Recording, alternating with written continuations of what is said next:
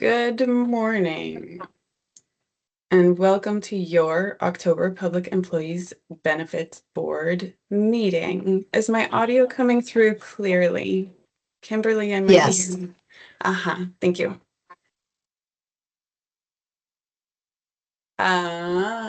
Welcome. As I said, we are continuing to work to serve in the context of ongoing turbulence. The shutdown has caused disruptions that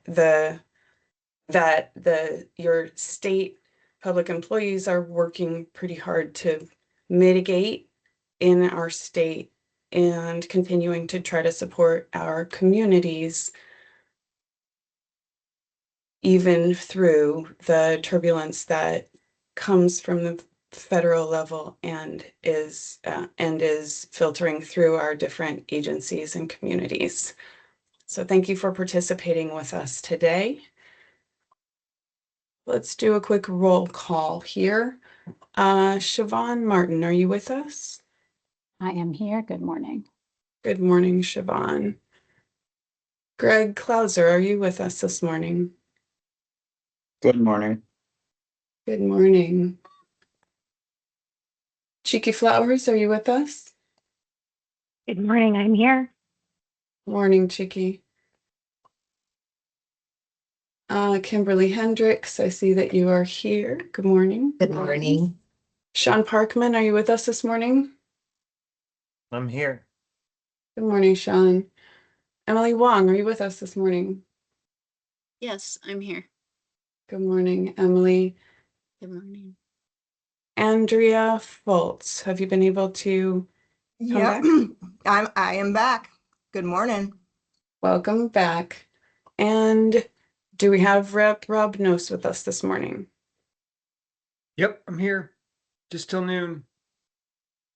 Good morning, Rep. Nose. Thanks for joining us. All right. And that is a full house. With that, this meeting has been called to order. Do I have a motion around the minutes? Board members, have you had a chance to review? So this is Siobhan Martin. I have reviewed the minutes. I would just say we need to add the time that Dawn joined the meeting last time. And if we make that amendment, Dawn Monner joined at whatever time that was, then otherwise the minutes look good to me. So I'll make a motion to approve with that amendment. And this is Kimberly. I would second that motion with the addition of what time Dawn joined us.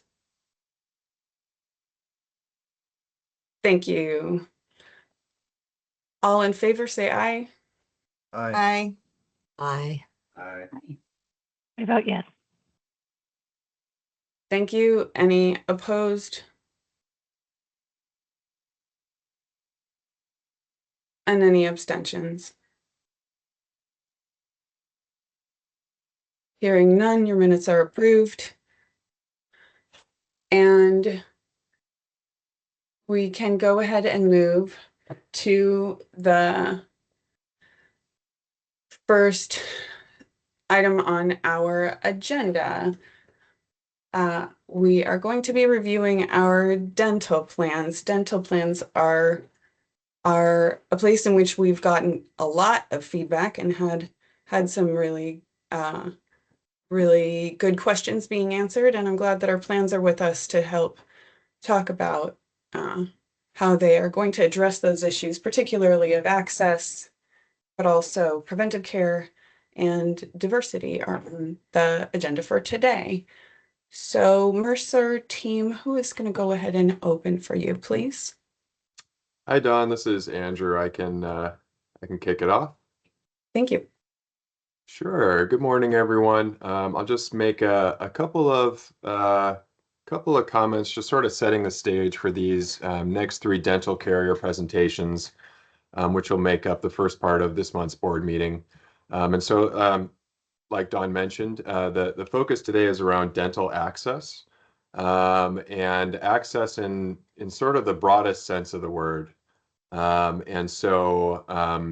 we have sent some prompts to each of the 3 dental carriers, asking them to touch on access in this broad sense. And so, typically when we look at access, the first way that we look at it is sort of a geo access report, which are data points that speak to just sort of the mileage and distance from members to in-network dentists.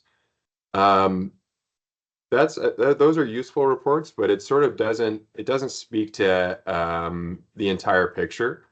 And so when we say access in the broad sense, we're including things like the member's scheduling experience, diversity within the provider network, languages spoken amongst those providers, time to appointment, both for preventive care as well as for urgent needs.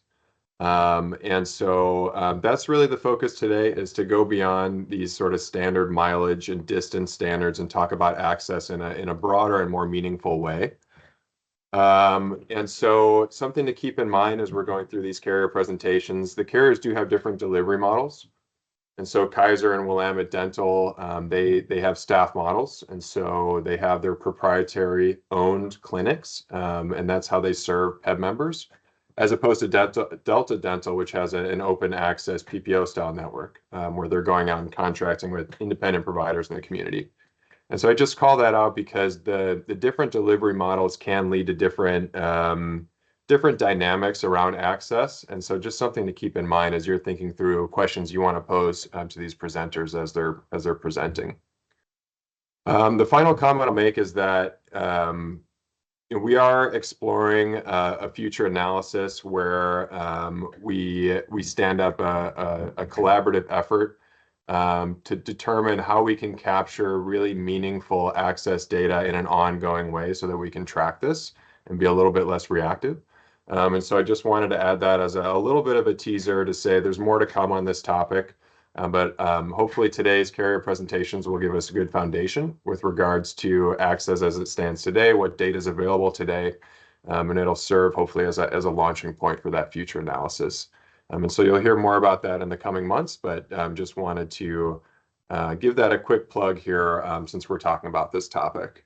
And so I'll pause there and see if there are any questions regarding the intent of these carrier presentations or anything else related to dental access.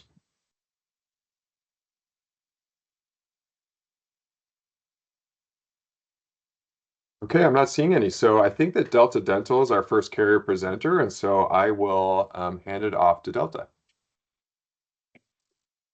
Perfect. Good morning, everybody. If I have not met you, my name is Terry Barrichello. I'm the Vice President and Chief Dental Officer for Delta Dental of Oregon and MODA. I've been with the company for 14 years as of yesterday. And prior to that, I was in private practice, private general practice for 13 years. I'm really happy to be here today to talk about diversity and member access and utilization. Go ahead and go to the next slide. So really broadly, and actually I won't repeat it because it's basically what Andrew just went over, what I'll be covering, so we can go right into the presentation. Next slide. And yep, perfect. And as discussed, I'm going to start with geo access, and I agree this is a really helpful indicator, but it doesn't tell the whole picture, but we will go ahead and start here. Delta Dental, we have the largest dental network in the state, and we're really proud of the choice and access that provides for members. And we monitor and track access in several different ways. And the first that I'll go over is the geo access reporting, which maps where employees or members reside in relationship to where we have contracted providers. The map that you see there shows PEBB employees with access as the green dots and employees without access as red dots. And we use the CMS access requirements for ACA plans as our benchmark. And those definitions are listed right below the map. So for example, for the large metro and metro areas, access would mean that there are at least 5 providers within 30 miles of the member. And the results of this mapping show that there is robust access geographically to dental providers for your members.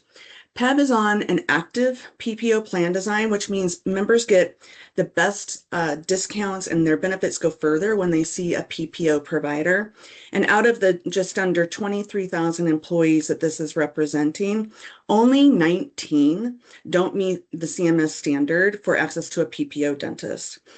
Our plan design also uses our larger Premier network as a wraparound. Premier providers are participating, they are in network, and they are held to their negotiated fees, but they are also prohibited from balance billing, which results in even greater member savings for them. When the Premier network is factored in, we go from 19 to only 17% of members not meeting the standard, which is 0.07%. The geo-access exercise also provides us the average distance to the first, second, and third closest providers, which you can see on the table on the bottom left. And the average distance to the third closest provider is only 2.5 miles. And I looked into the handful of members who don't meet this standard, who are represented by those red dots, and found that while they're falling out of the CMS criteria, their proximity is actually much better than you might assume. And that's because although they are in remote areas, they're considered by the CMS requirements, they're considered part of adjacent metro areas, which have a tighter standard, obviously. So for example, there are 4 employees in Blue River, which is in the Willamette National Forest in Lane County. And if you look at a map, they are clearly in a remote area, and one would logically assume that a rural access would apply, but the Lane County standard applies, which is tighter. But our reporting shows that for these specific employees, they actually have multiple providers available to them within 35 miles, well within, say, the rural standard, which is 60 miles. Another example would be Brothers, Oregon, which is about 45 miles outside of Bend, and the Bend standard applies. Go ahead and go to the next slide. And if I don't, I'll just pause for a second. If I don't see a hand come up, please feel free to interrupt me as I'm going if you have questions. So now another way we look at access is by looking at claims utilization, which tells us where members and how members are choosing to actually receive their care. And based on claims from calendar year 2024, 98% of PEB members' claims are coming from an in-network provider. To put that number in perspective, according to Fluent, which is a dental analytics company who maintains a multi-payer database with claims from over 70 regional and national dental payers, for them, the average percentage of claims that processed as in-network was only 79%. PEB performance is far exceeding that, which tells us that members are taking advantage of that great access to a provider. Go ahead and go to the next slide. So now I'm going to shift into an overview of the utilization of preventive services, which is as a result of that access. And we have this data sliced a few different ways. So first, this graph is looking at overall results. And on the next couple of slides, we'll break out adults and children, and we'll break that out further by race, ethnicity, and geography. And for each of the slides, we are including 2023 and 2024 performance, as well as a peer comparison. And the peer in this case is, as indicated there on the slide, our large group public peer. PEB outperformed the peer in the preventive services for adults and children in both measurement years. In 2024, over 62% of adults and nearly 79% of children received a preventive service. So go ahead and go to the next slide. And here we're looking at adult utilization, again, by those additional demographic slices and geography slices. I really think it's important to call out that we do not have complete data on membership for race and ethnicity. So the unknown category really makes drawing definitive conclusions with any of these numbers really challenging. But we'll start in the top left, which breaks things out by race. Year over year, there was an increase in utilization in both the other and white categories and flat performance for the unknown. You can see that we've added, or you can see the gray arrows there that we've added, and that's just to call out any category where year over year results changed by a plus or minus, at least plus or minus 1%. The membership in the unknown category for PEB exceeded the peer by over 10%. And then we'll move to ethnicity there on the upper right. PEB utilization by Hispanic members grew by 1.7% and non-Hispanic members by 1%.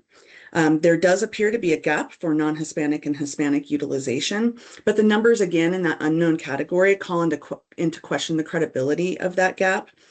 The bottom graph shows utilization by geography, comparing membership living in Oregon urban and rural areas, as well as out-of-state membership. Year over year, urban and rural utilization is relatively flat for preventive services, and for out-of-state membership, it improved for PEB. And you can also see there's about a 5% difference between urban and rural utilization. Go to the next slide.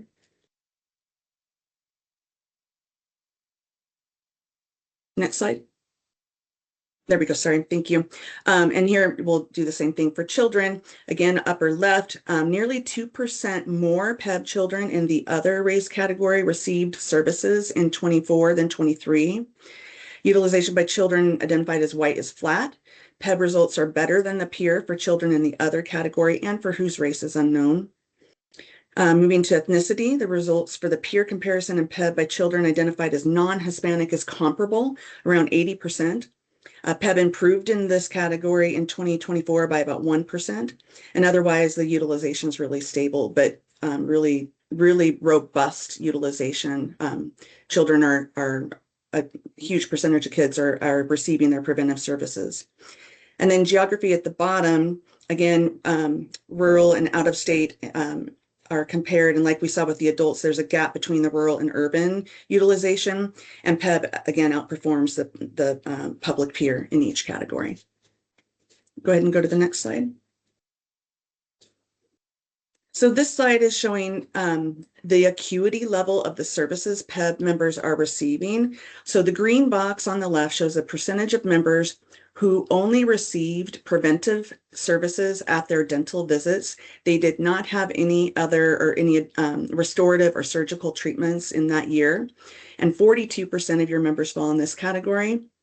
The yellow or moderate box represents members who had some basic dental treatments. So for example, say fillings or scaling and root planing for periodontal disease also falls in this category.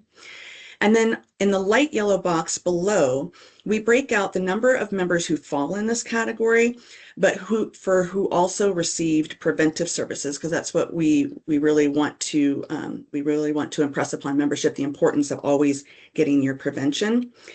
And then comparing those who only received the basic restorative type treatments, and that number was only just over 1,800 members. The red box shows the percentage of members who had more intensive treatment. So oral surgery, crowns, or dentures would fall in this category. 13% of your members fall here. And of them, again, the vast majority also did have their preventive services. And then finally, on the far right, the gray box is the percentage of PEB members who did not have a visit in 2024, and that's at 30%. Go ahead and go to the next slide. And here we're breaking out utilization into age bands. And just to orient you to the graphs, the tallest dark green bars is showing the total membership that falls in that age grouping. And then the pink bar, it shows the number of members in the age grouping that did not receive a cleaning in 2024. And then the light green bar shows the number of members who did not have any type of visit to the dentist that year. And then the percentage noted there is indicating that the percentage of those who did not receive any dental service in that year. The distribution across the age bands is really similar to what we see with most of our employer groups. The age band that always has the lowest utilization is the 19 to 26 year band. 46% of PEB members in this cohort did not have a visit in 24. This age grouping is interesting for a few reasons. It contains a combination of both subscribers and dependents. I jokingly call them the invincibles. They're just not really motivated to make and keep appointments, and they're young and typically healthy. So unless they're in pain, it's not uncommon for them to not fully appreciate why routine dental care is important. And, in some cases, their parent or guardian is no longer making the appointments for them, and then we see their utilization lagging. I want to call out the other end of the spectrum here and really commend our older members for their engagement. This is also what we typically see. Older adults tend to be better utilizers, but as is typical with other aspects of health, it's not uncommon to have more reasons as we get older to need to see the dentist. The bar graph shows one plan year, and I think, we can all relate to a time when, due to any number of life circumstances, you may need to postpone or reschedule your regular visit, and so things get pushed out a little bit. So we like to look at a 2-year look back to measure true member engagement. And you can see there on the right side, under 16% of continuously enrolled members did not have a visit in either of in the last 2 years. This is an extraordinary number. So your members have access to providers and they are utilizing their services. Go ahead and go to the next slide. So we have multiple strategies to help maintain these utilization rates. So it starts with our benefit designs, and not only does our standard benefit support preventive utilization, but we have several enhanced programs. Last year, we launched our IDD program, which provides expanded benefits for persons with intellectual and developmental disabilities. And this is part of our overall strategy to support equity and improve access to dental care and the overall health for this population, which often struggles to find care. 61 million adults in the US live with an intellectual or physical disability. 1 in 54 kids are diagnosed with autism each year, and 1 in 700 are born with Down syndrome. Compared to the general population, people with disabilities have higher rates and severity of gum disease and higher rates of untreated cavities. The majority of people with an IDD diagnosis, can be treated in a general dentist's office, but do require some degree of accommodation. So in addition to other benefits this program provides, we cover case management for them. It takes more time and resources for a dental office to provide this treatment, and it compensates providers for these accommodations, which removes a barrier for members to get access to appointments. We also have 2 oral wellness programs that support members to get the right care at the right time.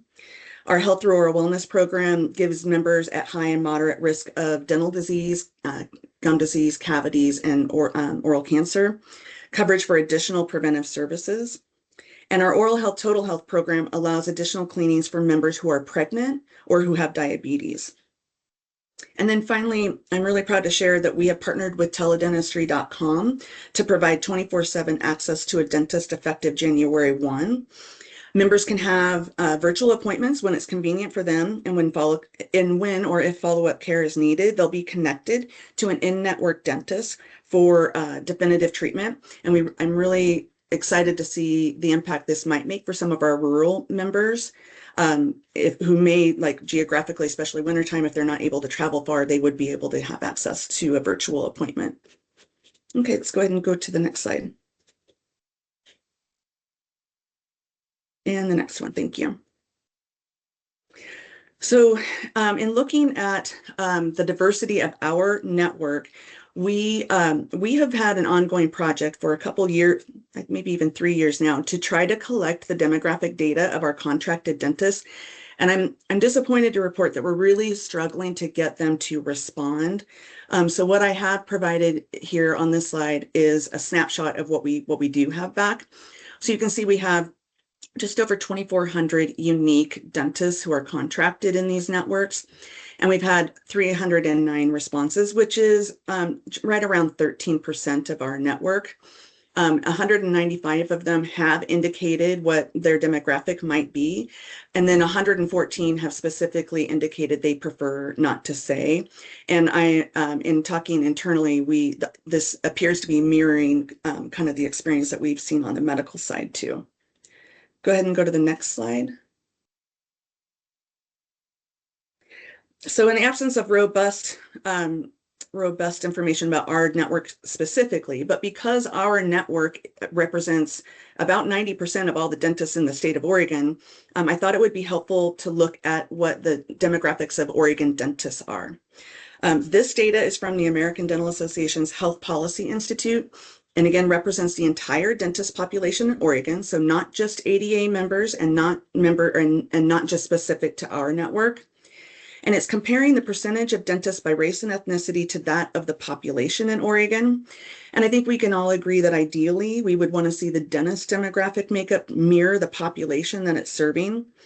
So again, to orient you, the first gray bars on the left shows that 75.7% of dentists are white, and that's the dentists are represented on the lower level, and 72.8% of the population of Oregon is white, which is the bar just above it. And this is, perhaps what could be considered a reasonable margin. The two communities that stand out to me in these results is that Asian dentists appear to be overrepresented as a percentage of the population, and Hispanic dentists conversely are underrepresented as compared to the citizen makeup of Oregon. Go ahead and go to the next. Oh, I see a question, Siobhan. Yes, so I just had a question around language access and how you handle that at Delta Dental. At the very end of our, well, a couple ways, but towards the end, I have a slide that will maybe speak to that. But if I don't get to the entirety of your question, please just trigger me to cover that. Okay, sounds good. Okay, go ahead and go to the next slide. Several years ago, Delta Dental made the commitment to support a diverse future workforce. The Delta Dental Future Workforce Fund was created and annually provides grants for initiatives. Just last week, the third class of awardees was announced. $1 million in funding is being given to 5 leading organizations who are dedicated to driving awareness of oral health careers and inspiring school-age children to imagine themselves as future dental professionals. And the 5 organizations that were awarded are represented there. They are the American Dental Education Association, the American Dental Hygienists Association, Mentorships in Dentistry, Inc., the Society of American Indian Dentists, and the Hispanic Dental Association. Go ahead and go to the next slide. And I'm not going to go into details of all the really great programs that each of them submitted for, but I thought I'd highlight the BOLD program from the Hispanic Dental Association. BOLD stands for Building Our Leaders in Dentistry. And this is a pre-dental school mentorship program designed to introduce dentistry as a career option and help influence more underrepresented minorities to enter the oral health professions. The program will support engaging schools in underserved areas by targeting STEM-focused curriculum, teachers and counselors to help identify students who might be interested in a health career. Go ahead and go to the next slide. So, and Siobhan, this is where I'm hoping I'll be able to cover your question. I wanted to show you how our members that can search for providers, for dental providers within our system. Again, like we have a lot of work to do yet to get them to respond on the race and ethnicity survey, but this shows an overview of the fields that they can search for. And as we gain more of that information on race and ethnicity, that will, our systems will be updated. We have other surveys that have been going on much longer, and we do survey for language access, and then for a provider that provider and or member that needs translation services, we have that available as well.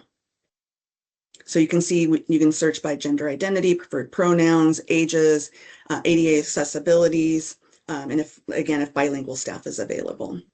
Okay, thanks. So you're saying that, let's say bilingual staff isn't available, but someone would be able to get support through a language line, for example, if they showed up. Yeah. Okay. Yeah. And then go ahead and go to my last slide. Thank you. So while we're really proud of our network strength, for us, the job is never done. We take a lot of pride, and it's one of my responsibilities in my role to maintain really good relationships with our contracted dentists. And then we work really hard to recruit those that are not yet contracted. Some of our just ongoing activities you see below you, and this is the team that I'm so proud that works with me every day. We do get provider nominations from members who have maybe been seeing a provider and they're not a network. We'll have them, they can submit a nomination and we'll do direct outreach there. We also do, my team does extensive outreach to our network. I'm unaware of any other plan, PPO style plan that does this type of person-to-person recruitment and outreach. So just this year, we've made 93 office visits. And you can see the areas that have been targeted this year. So in some of the Southern Oregon and Eastern Oregon areas. We also provide provider workshops. And what we cover in these workshops are we cover administrative items that can help assist our offices to be more efficient. We talk about new plan offerings, and is really a way to just basically put ourselves out there to help our providers address any of the tension points that they have with a third-party plan. And pretty much universally, what we hear from our providers is that we really do this better than anyone. And when they are frustrated with third parties, it's often we get, well, not you, but we hear this, that, and the other. But we're constantly trying to take that feedback and improve our own workflows and systems to make things as seamless as possible for our providers. And then we also do virtual training. So our team can, for anyone, anywhere, and really almost any time that's convenient for an office, which isn't, sometimes that's after normal working hours, we can do trainings on some of our oral wellness programs or provide additional help on, claims service issues or things like that. And that concludes my presentation. So I would be happy to take any questions.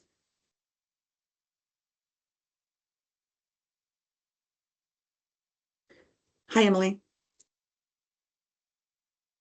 Hi, thank you so much for that informative presentation. Lots of attention to detail, and I love the visuals. That really helps.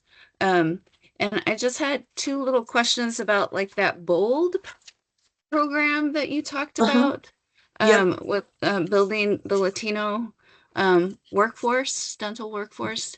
So that's happening currently in Oregon, and Not yet. No, it's oh, a grant that's been given to the Hispanic Dental Association, and the BOLD program is their program. So they'll be using that money to get that kicked off and underway.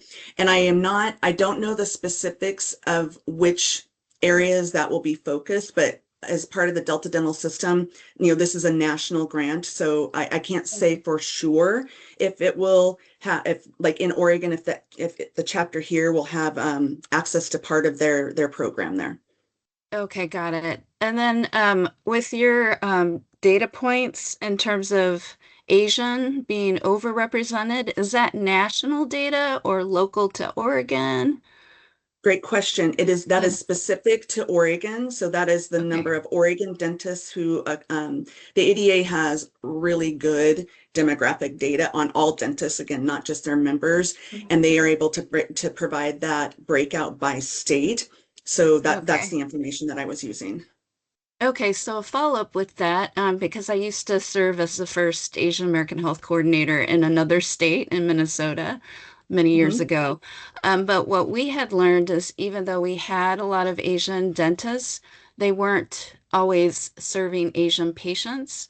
They were actually serving white patients more. Hmm. And so I wonder if you're able to capture that because part of the shared interest of diversifying the healthcare workforce is so that some of those patients who have those unique language and cultural needs can, align with providers who share in that.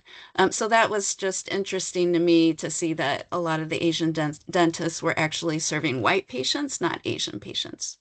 I think that's a really great point. And as Mhm. we get more specific data on our network, that's something in the future I would hope we'd be able to map to be able to see what is a member stating, what demographic information do we have on our members, what demographic information do we have on our providers, and how are they matching up. It's just we don't have that level of detail yet. Mhm. Okay. Thank you. Thanks so much. Yeah. Yeah, thank you.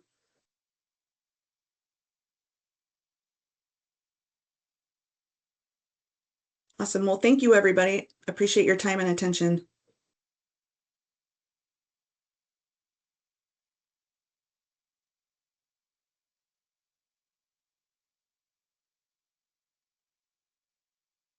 All right, this is Lindsay Leewerg, and it doesn't look like my video is working. So hopefully that will get sorted. My name is Lindsay Leewerg. I'm the Vice President of Dental Services at Kaiser Permanente Northwest, and I'm here with a couple of my partners, Nick Abraham and Dr. Dan Pilstrom. So Dan, do you want to introduce yourself, and then I can provide some of my background as well? Yes. Hi, everyone. Dan Pilstrom. If I haven't met you before, Kaiser Permanente, the dental program's chief dental officer. I work at the Cedar Hills Dental Clinic. I've been with Permanente Dental Associates for 20 years. So I practice part-time, and I have another role as quality improvement and this kind of role as chief dental officer as well. Nick, go ahead. Nick Abraham. I'm the senior manager for the dental program, and I'm here to assist. Good to see you guys. Thank you. And again, I'm not going to waste our time fiddling with my camera, so we're going to jump right in. So again, my name is Lindsay Leewerg. I am an MBA, and my focus is in large system-wide redesign. I've been with Kaiser Permanente for 18 years, and I joined our dental team just about 5 months ago. So really excited to be here and partner with our incredible dental team. Let's go ahead and jump to the next slide. So today we're going to talk about meeting our members' diverse needs. We'll move into utilization data. We'll pivot to access to care, and then we'll end with medical dental integration. Go ahead to the next slide. So we want to start our conversation today really talking about meeting our members' diverse needs. We do want to celebrate that we've been working with our communities for 50 years. Last year, we served 519 members, offering $76,000 worth of free dental care. This year so far, we've matched that with $76,000 provided in free dental care to 137 members, and we have 2 additional free dental care days coming up. One happened just this last weekend on the 18th in Eugene, the second coming up at Cascade Park on the 15th. So we will be ratcheting up the number of members that we're able to support with this with these services. Dr. Pilstrom, would you touch a little bit on the diverse workforce of the PDG group, and then I will go from there? Yeah, I'm going to do that as well as talk a little bit about our language access and interpretive services. So Permanent Dental Group, we have about 120 dentists in the program that serve our 21 offices. And, you know, Terry already talked about, which was interesting, the demographics in Oregon. About 75% of the dentists in Oregon are white. Our population of dentists, 69% are white. The next largest group of racial identity at our dental group is Asian, which is about 20%. And then it gets low in terms of mixed race, African American, Hispanic. So we do actually see some of the same similarities to the dentist population at large. However, we do see, I would say we see a very diverse group of patients. I mean, we have Medicaid patients, Medicare, the Kaiser Dental at large is a very diverse group of patients. One of the things that I'm really happy about and proud of is our access to interpretation. So in all of our offices, if a patient comes in that does not speak English as their first language, we have access to over 200 languages through an iPad where an interpreter actually comes up and you can see their face and you can roll it right next to the patient. It's kind of amazing technology, and I think it's more than just phone passing a phone back and forth. It's way it's just a much richer way of interpreting. That's what I wanted to say about that, Lindsay. Fantastic. Yeah, I would pair that with some of the large scale work we're doing across both medical and dental settings, really looking at culturally competent care, including standing up our Black Center for Health and Wellness on our interstate campus. And we're really focused on wrapping around the social needs of all of our members, as we know those are critical to overall health, looking at financial, food insecurity, housing, and transportation support. And we do that through a network of community partners that we help connect our members in. So really looking at this from a multifactorial view. Let's go ahead to the next slide. Oh, before we do, I did want to touch on our dental financial assistance program, just to put another pin into that we are offering that for members below 300,000 of the federal poverty line. So I think, Dan, I think that covers it. I'll hand it to you. Yeah, and I will say, since 2022, Kaiser has partnered with Medical Teams International to do this Care and Connect, which is really part of our DNA as a not-for-profit to give back to the community. And we do dental vans and the mobile dental vans in both rural and urban areas. So it's been a great partnership with MTI. I think we can move on. Okay, so let's go over some of the PEBB membership and some of the preventative services utilization that we see across different racial groups within PEBB. In green is the 2024 and in blue is the 2023 utilization of preventative services. This could have been a dental cleaning. This could have been that they got a fluoride varnish, a dental sealant. And this has been filtered for higher and medium risk patients. So all of our dental patients get risk assessed as low, moderate, or high. And as one of your speakers mentioned at the beginning, different carriers have different approaches towards this. In our program, we're very much a value-based healthcare system. And so not everyone gets a one-size-fits-all recall for dental cleanings. A lot of our patients the recommendation is a once-a-year cleaning. But for high and medium risk patients that get more cavities, patients that have risk factors for gum disease, we recommend a more frequent dental cleaning interval. We don't see a lot of changes here. I mean, I think we reached target. If I hover over one of those bars, I think the average was 70%. So we reached our target over this last cycle. Not a lot of differences between different racial groups. I see Pacific Islander is a little bit lower. And then unknown is always hard to know with this data what to do when you see some disparities like that. Next slide. For children ages 1 to 18, we see, this group is just taken at large. So this is, we're not risk assessing. We do risk assess children as well, but unlike adults, we like to keep them on a little bit more tighter recall schedule. So our target was 55% of children receive a preventative services between the ages of 1 and 18 per year. And we met the target on average. I think I'll say this about the program. I think we lag where we need to be in preventative services. And I think there's some changes that we can talk about that we're working towards for this next year to get our preventative services up with children, including hiring another pediatric dentist and changing some of our hygiene restructuring to deliver a higher percentage of preventative services for kids. What's also interesting about this is a lot of the preventative services, I don't think it's captured here, are actually delivered at the medical office at Kaiser. A lot of kids receive, especially between the ages of 1 and 3, when many of these kids don't go to the dentist, even though it's advised to, they go see their physician for a well child visit. And at Kaiser, we have a really good program with our pediatric department where they applied fluoride varnish and advised families that haven't seen a dentist yet to establish care. We do see some differences here as well, cross-racial differences, mostly with, again, American Indian, Alaskan Native, some of the difference in Pacific Islander too. It's always tough with these data because we don't know the number of patients that are in these, and small numbers can really lead to some differences in this types of utilization. Okay, next slide.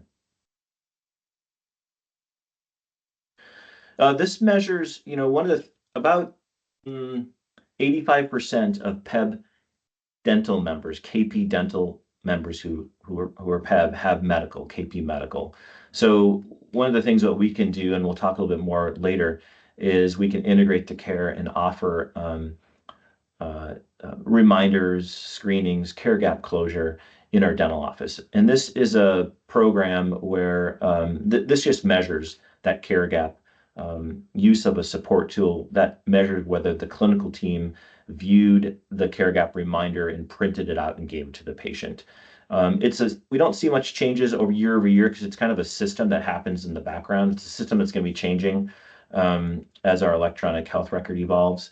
But we'll talk a little bit more about care gap closure in the subsequent slides. Next slide. And this measure looks at one of 3 care gaps that diabetic patients that are come to the dental office who have a diagnosis of diabetes. Generally speaking, they need 3 types of measures of the course of the year, or for management, that would be a retinopathy screening, that's for eyes, their eye exam, their glycemic control, which is oftentimes an HbA1c, like a blood lab to measure their glycemic control, and then kidney evaluation. Usually it's a creatinine laboratory that's taken. So those are care gaps that the dental team is reminded of when they see a diabetic patient, if they're due for those. And then we remind the patient to get them, and this data is telling us across different racial groups within PEBB how many of those members got those services within 60 days of seeing us at the dental office. So it's one of the ways that we try to really engage the dental team in the total health of our members by empowering them to remind their diabetic members, in this case, that they have needed care. Next slide. All right, I will take it from here. So this slide, we really wanted to show some of the really exciting improvements that we are seeing in access. So looking at the chart with the orange bar, that's showing the percent of dentist appointments seen in 10 days, and we've really seen a nice steady increase. Historically, we've also looked at this for hygiene. The problem is it is a bit misleading. So we're really trying to understand hygiene in terms of the percentage of members that are able to get it. Oh, yeah. I think somebody is off Would do an mute. online report of sale. Honey, can you figure out which one of these is? I'm gonna go ahead and mute. Okay. Let me get myself back together. So for hygiene, we're really trying to focus on the percentage of members that are able to get that appointment at the appropriate timeline and when they're seeking it. So this middle bar chart is called KP Dental Online Appointing, and we were really bumping along right around 15%. And because of the access scheduling changes that we're going to talk about on the next slide, we've seen a really nice increase up to 34%, and we're expecting that success rate to continue to climb. The next chart shows our call trends. So we want to see online going up. We know that's a member satisfier, and we want to see the calls to the call center going down. That tells us that we're reducing our callback bounce back, where you're having to call multiple times to get that appointment, and we're really stabilizing. Again, we'll speak to those specifics on the next slide. And then the bottom chart, we wanted to share that we are seeing increased completed visits across our general dentistry, our specialty dentistry, and our hygienist team, which again, we expect to continue to grow in the coming months and into the next year. Let's go ahead to the next slide. Okay, so overall, a picture of dental access. I'm just going to start at the very top and work my way around like a clock. So we have provided 10,000 more hygiene appointments in August 2025 compared to the same time last year. And that is related to adding additional hygiene capacity and reducing some of the appointment length. So a cleaning only is now a shorter visit than a cleaning with exam. And how Dr. Pilstrom mentioned that we're also looking at how might we extend those exams for healthy low-risk members. So that's allowed us to increase that capacity. Just kind of reading around. So we have increased our routine dental appointments. We have added another 700 in October this month, and next year we will net an add of 16,000, again, related to the system changes and the capacity increases that we're working through. 99% of dental care, emergency dental care, is seen same day or next day. We're very proud of that. That will be maintained. As of August, 60% of our members were able to see a hygienist or a general dentist within 10 days. We'll speak more to that on the next slide.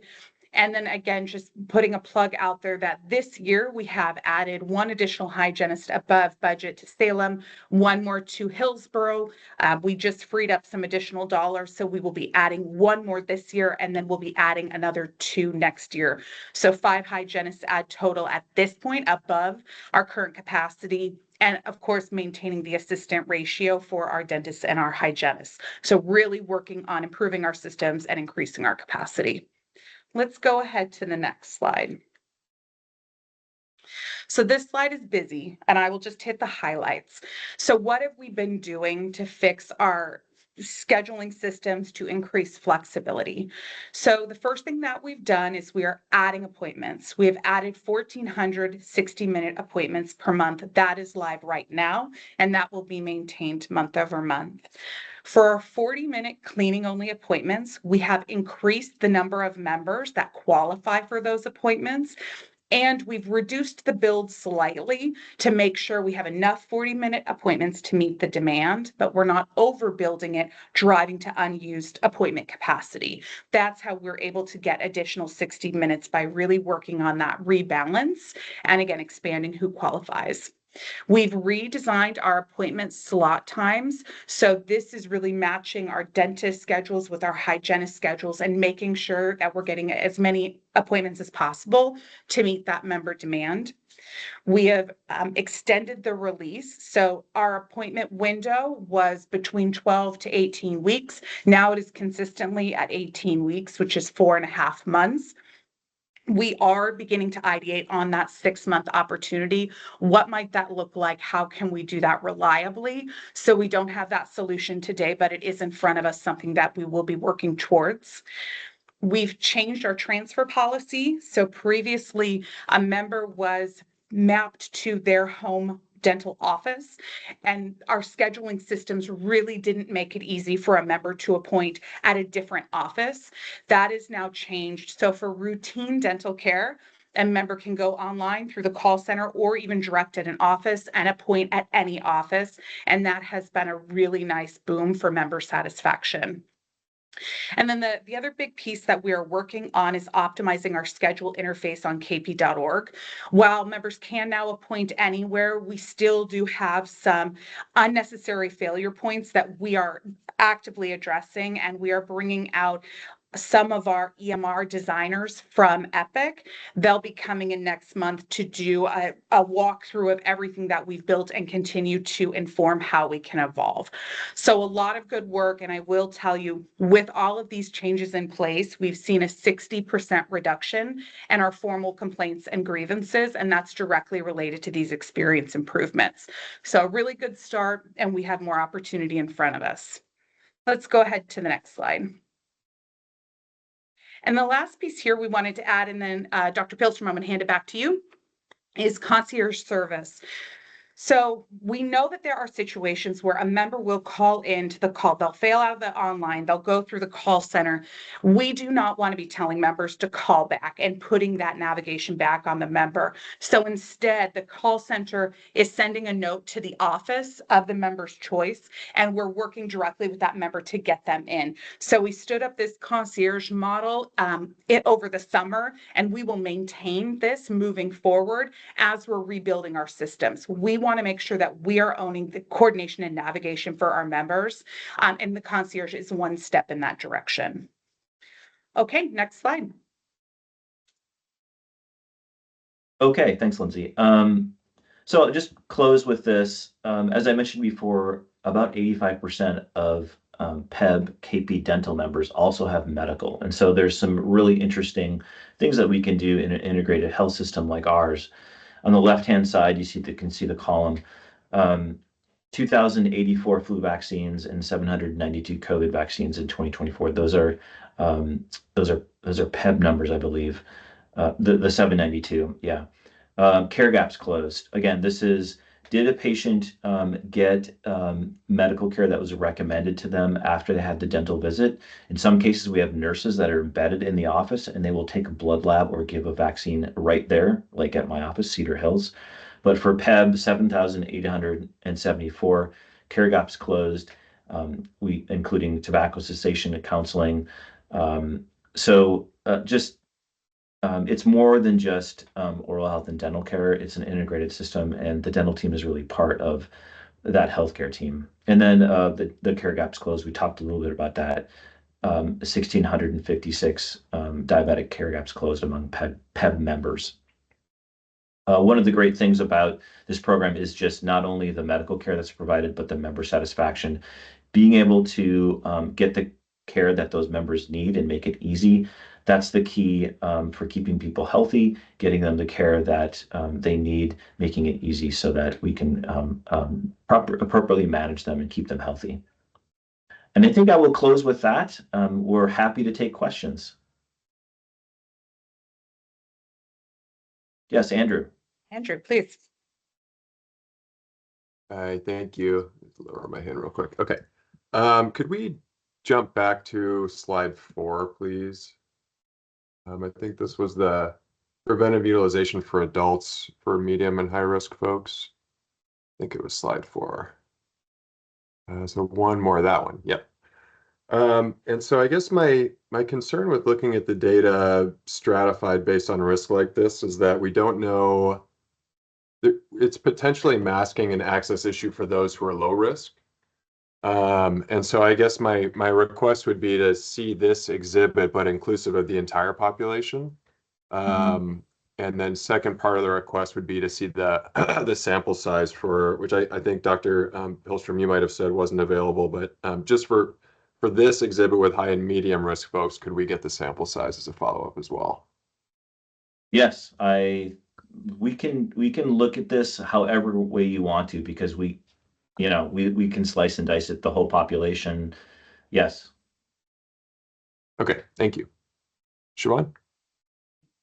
Yeah, so I appreciate that we'll get a little more information on the low-risk patients. And I also appreciate that you acknowledge there's been access issues and the way you're working to address them. I do think it would be helpful for the board to see if, in a few months, continuing to look at trends and what that looks like, to see if people are getting the care that they need in the time they need it. So again, appreciate the acknowledgement. I would like to continue to see that trend improve.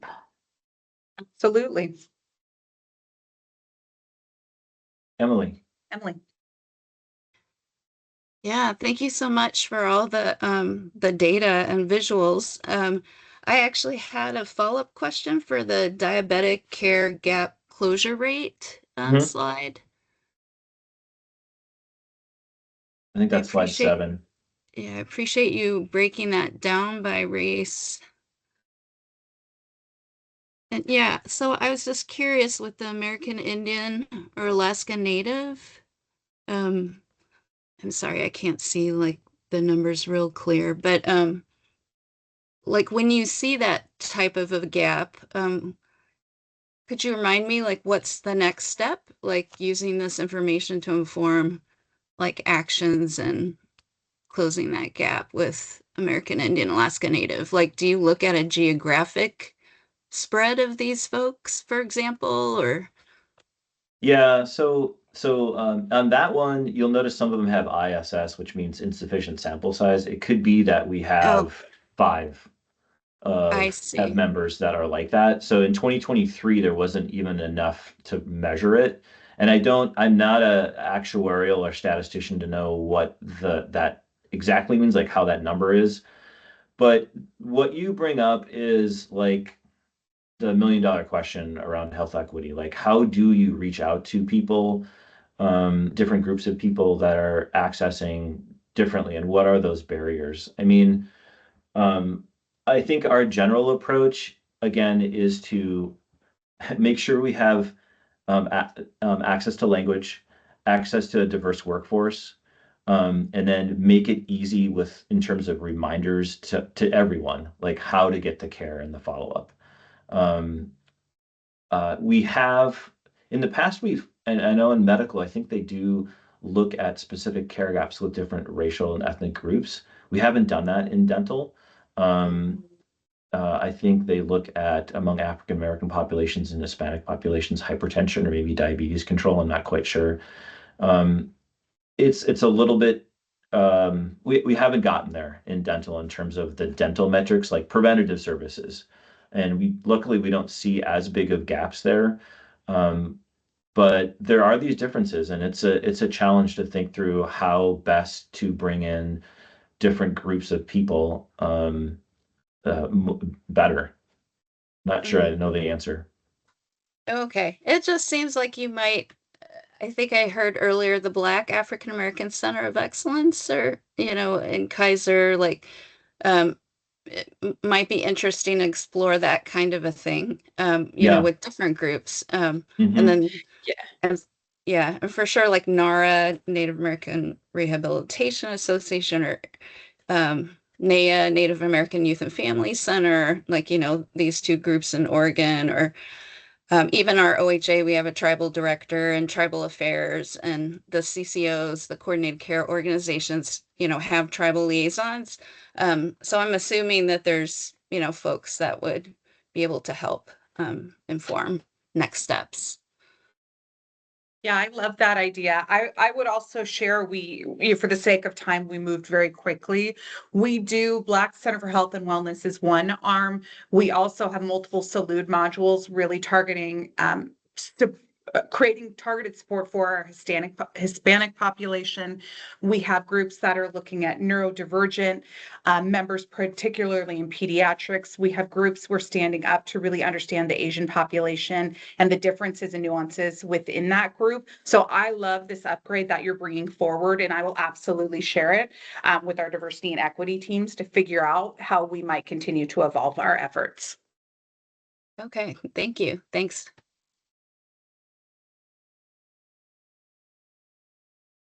Thank you. I have a couple of observations. Just generally speaking, the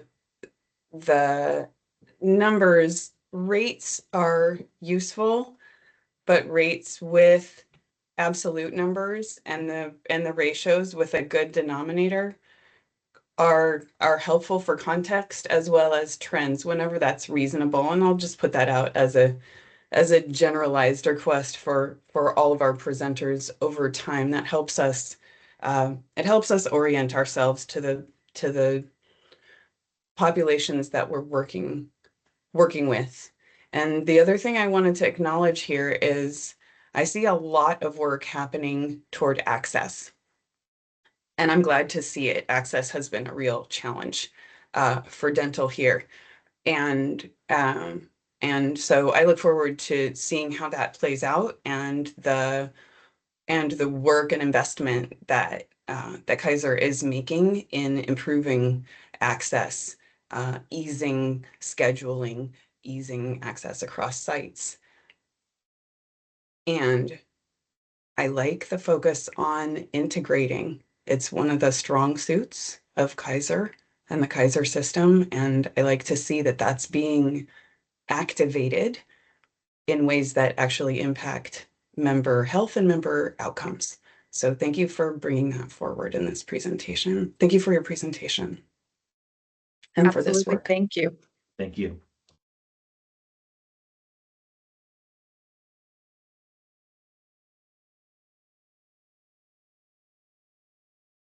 There aren't any more questions for the Kaiser team. We can go ahead and move on. Willamette, please. Good morning, everyone, and thank you for allowing us this time this morning to share our updates for Willamette Dental Group. Next slide, please.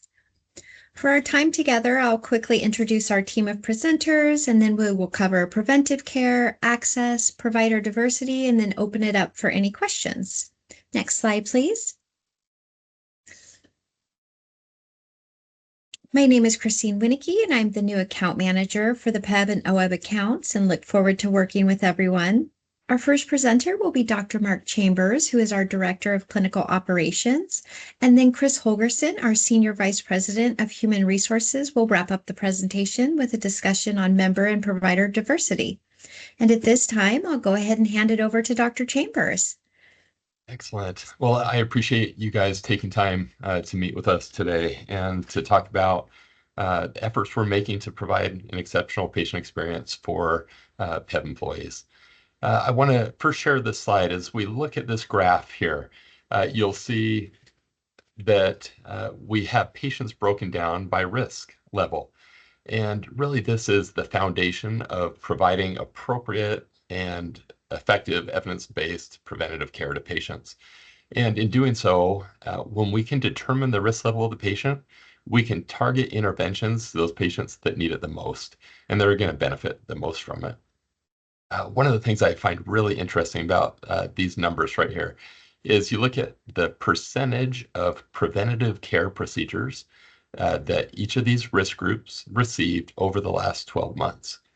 And where it's interesting is that historically in the United States, and actually historically with our PEB population, typically high-risk individuals receive preventative care at a lower rate or a lower utilization rate than low-risk individuals.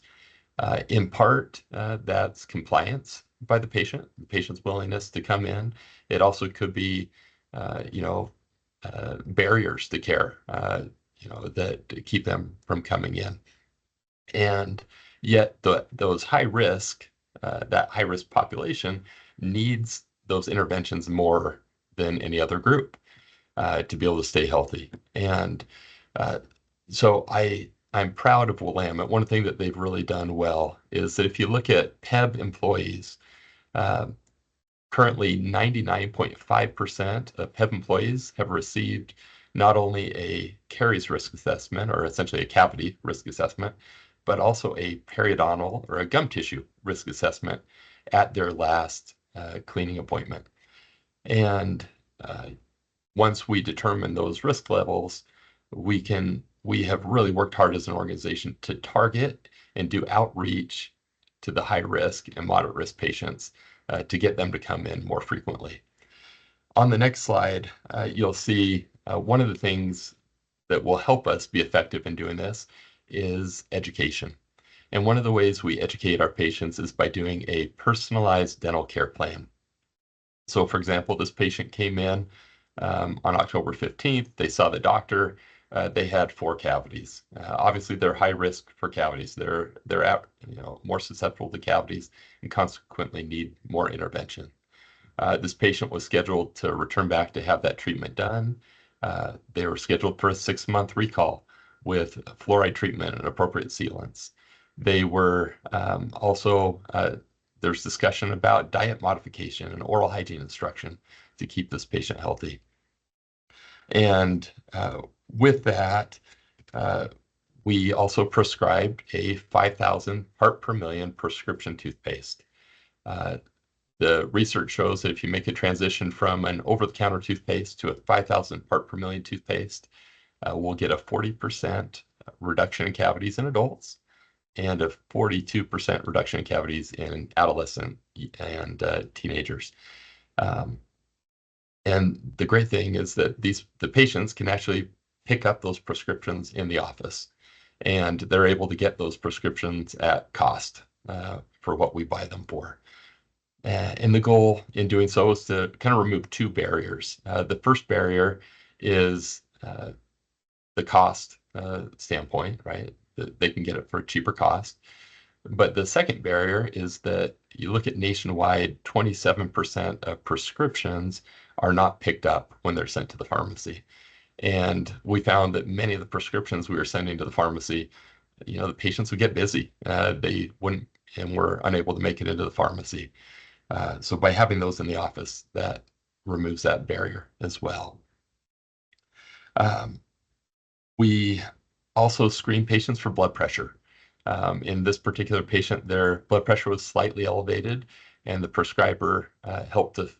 the provider helped to get that patient set up with their primary care physician and address that potential risk. Patients are screened for smoking.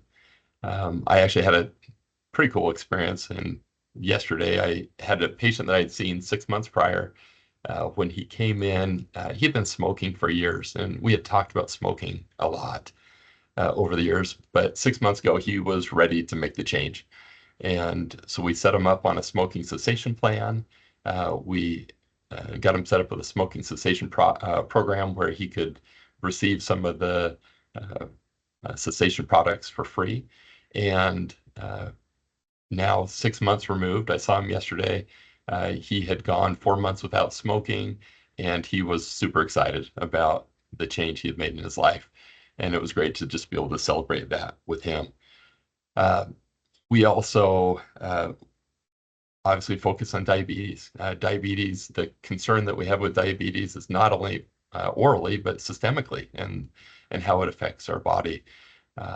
So we screen for that and do appropriate referrals to primary care physicians where needed. We know that those patients that are at higher risk, we talked about, we need to get them back. We want them to see us on a more frequent basis. And we do that on an individualized, tailored approach where we send out mailers to those that want mailers, text messages, emails. We even, our care advocates, our front desk staff will make personalized phone calls and outreach to patients that are way overdue for their cleanings and checkups. One of my hygienist jokes that she says it's in her job description to be able to figure out who the patients are that are overdue for their cleanings and go to their door, knock on the door, and drag them into the dental office. And obviously, we're not doing that, but we do want our patients to feel welcome. We do want them to feel comfortable coming in and making this their dental home. On the next slide, I want to share with you some of the research that Willamette is doing and continues to do. In May of 2024, we were published in the Journal of American Dental Association. This study looked at how decision support tool embedded into an electronic dental record can steer appropriate preventative or evidence-based preventative care to patients. When this was first started 4 years prior to that, the baseline was at 27%. After 59,000 patients participated in the study, and by the time after 4 years, it had increased up to 60% utilization of sealants. I checked it yesterday morning, and we are now up to 82% in the state of Oregon, and we continue to climb and go. To put that into perspective, if you look at the national average for sealant utilization in adolescents or in teenagers between the ages of 12 and 19 nationally, that average is 48% have received one sealant over their lifetime. So if you look at the 82% that we're currently at, we feel good about that number. The other thing that is unique about that number is the 48% national study showed only one sealant. In our study that we did through JADA and that we continue to watch and monitor as an organization, the patient has to have every sealable posterior molar sealed. So all of the sealants need to be completed to be included in that 82%. The other push we've made is to encourage the providers to be included or to count towards that 82%. The sealants need to be done the same day of the cleaning appointment or within 30 days. So if that patient were to come back and still get sealants done and beyond 30 days, that's great. We're happy they did. It just wouldn't count towards the number on this metric. One other thing, and I'll just share quickly with you, I won't go into a lot of detail on this, but we currently have a study that we're doing with UCSF, University of Texas, and Harvard Dental Schools, looking at health disparities in different patient populations and how an evidence-based preventative model that we practice at Willamette can shrink those health outcome disparities in different patient populations. And I've been able to watch that data kind of roll in over the last couple of years, and it's really promising. And we hope to get that published soon and to be able to share that with you at a future meeting. On the next slide, we want to talk about access. And access is such an important thing. not only to providing appropriate care, but also having a good patient experience for patients. And I can tell you there's not a meeting I sit through where access is not brought up. It is constantly being discussed, and we will continue and are continuing to work and strategically plan. We have 20 offices in the state of Oregon. 18 are on the I-5 corridor, with one being in Eastern Oregon and one being out on the coast. But we also have offices in Western Idaho that see quite a few PEB patients, and patients in offices in Southern Washington that also see some of the more rural communities in Eastern Oregon. Those offices, they all open at 7 a.m. They 7 a.m. until 5:30 p.m. with select Saturdays, with the goal that we try to have hours that are convenient where patients can come in and have that not be a barrier to care. At these offices, we have specialists, oral surgeons, periodontists, orthodontists, endodontists, denturists, and pediatric care are delivered in these offices. On the next slide, one of the metrics we use internally to gauge to see where are we at, how hard is it for patients to get into individual offices, is average days to be seen. So when a patient calls in for an appointment, how many days until they can come in? And currently we're at 24 days in Oregon. Now, this is for routine dental treatment. So that's 24 days to come in for a filling or 24 days to come in for a cleaning. We look at different appointments. For example, emergency appointments vary differently. If a patient calls in with a toothache, pain and discomfort, swelling, that now becomes an emergency appointment. And our goal is to get that patient in within 24 to 48 hours. Currently, as of yesterday morning, in the state of Oregon, the average emergency appointment had that appointment scheduled 20 hours after calling in. And we're obviously always looking to get those emergency patients in. If I had a toothache, I'd want my dentist doing everything he or she could to get me in a timely manner. The other group of patients would be those patients that are not emergencies. They're not in pain, they're not in discomfort, but they have a concern. Examples of some of these appointments might be they looked in their mouth as they're brushing their teeth and noticed a dark spot on one of their back teeth, and they were concerned it's a cavity and want the dentist to take a look at it. Or maybe a parent's concerned about the eruption of their child's teeth and whether they're coming in right. Or maybe another patient calls in that has sensitive teeth that are, not painful, but noticeably more sensitive than they had been in the past. On average, in the state of Oregon, those patients are getting in 8.64 days, so just about 8.5 days. And that's not business days, so just a little over a week they're getting in for those appointments on average. On our next slide, I'll share with you that we talked about the operations team is always looking at these metrics. They're looking at how patients are doing. We know that there's going to be seasonal fluctuations, different times of the year where it's just busier. We know that there's going to be times where we'll have new groups that'll make an office busier than it had been in the past. Or maybe we'll have providers that are out on maternity leave or another leave. And as we look at all those factors, we're always evaluating to see if we need to increase patient availability to be able to take care of our patients.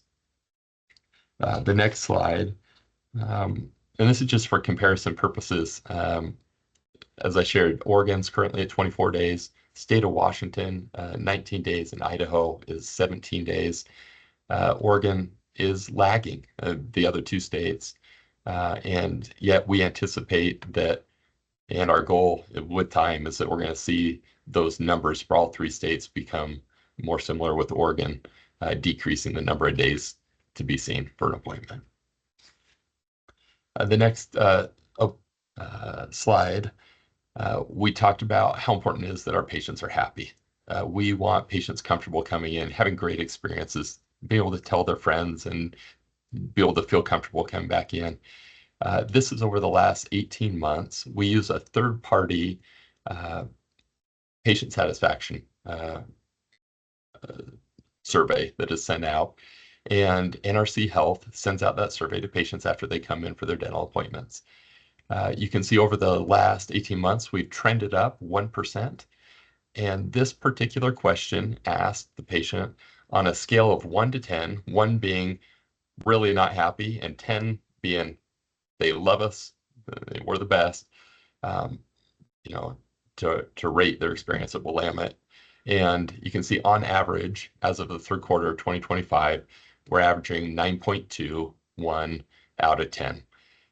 There are a lot of patients that are happy. We're not delusional to the fact that we know that there are patients that, you know, have their frustrations, and with those, we want to work with them. We want to make it a good experience at Willamette Dental Group for them. The next 3 slides share some patient comments. For the sake of time, we're going to skip over those right now, but one's from a Bend patient, one from a Springfield patient, another one from our Jefferson clinic. I'd encourage you to get a chance to read over those if you get the chance. At this time, our Vice President of Human Resources, Chris Holgerson, is going to provide some provider diversity. Thank you so much. It's a pleasure to talk with you all, and I want to thank Dr. Chambers. You know, when you hear him talk, you hear the passion that he has for the patient and doing the right thing by the patient. He's been practicing, one of the hardest working dentists for years with us, is strategic with the company, and I partner with him because he also helps interview new doctors to bring onto the practice to make sure they're a good fit for us and a good fit for our members. I've been with the company 30 years now. I'm just very proud of Willamette. We have an over 55-year history of Dr. Eugene Skirties, caring deeply about what's right for the patient, caring about having a diverse workforce that reflects the communities we serve. And so I'm excited to touch upon several topics that might be of interest to you. Next slide. First of all, if I'm in your shoes, you're wanting to make sure that A, you know, people are able to get in, B, they're enjoying that experience. You know, not everybody likes to head into the dentist. We understand that. We want to make sure that they're getting the experience that we want our own family members to have. You can see here a picture of our booth, and those are our Willamette family standing there. We have our own dentist and hygienist in the pictures presented. I think there's some important information that would make you feel like we're on the right track to get the right people and the right number of people staffed to where we can improve access. First, we've increased our employee retention. We are down to 12% turnover rate with the company, which is less than half of the National Bureau of Labor statistics for healthcare. We're very proud of retaining our people that want to be with Willamette for the long term, and a huge reason why people stay with us is our treatment philosophy, and we know that because we survey them on an annualized basis. As part of that, we're decreasing the number of position openings so that we can have a great staff and a great experience for your members and their families. We have decreased the number of openings in half over the last 24 months. And just in the year of 2025 so far, we've hired 23 dentists and over 36 hygienists. So many of those hygienists are also additions so that we can increase our hygiene capacity for appointments. As part of doing that, we always have to monitor how competitive we are to the marketplace, especially in areas where there's shortage, like hygiene. So we've increased our total compensation so that people have competitive wages and a very generous benefit package that we look at every year for our employees, just like you do for your members. We look nationally and have been for years for dentists, but now we're doing the same thing for hygiene to reach out and see if we can bring hygienists that are experienced or new graduates from other states to come in and come to the beautiful Northwest and take care of our patients as well. One of the things that we're very proud of, you know, we alluded to the NRC survey that we do for patient satisfaction. We also have a third party called Quantum that we use for our employee surveys every year and have done for many years. We're very proud of that. We have a 92% response rate to our surveys because we listen. Everybody knows Dr. Skirties, the owner, actually pulls out his highlighter and that survey and looks at every single comment about what our people think about their employment, but also what do they think is best for our patients. And so we gather that information from a very diverse employee base and make changes every year. We take that information and take the learnings and make improvements. We're a 5-time award winner with Quantum, including an award we got last year, which was DEI Champion, for all the efforts we had for diversity within the company. Next slide. So I know you care that we do truly represent the communities we serve. So we looked at what we have in terms of the breakdown of race and ethnicity for our clinicians versus that of PEBB.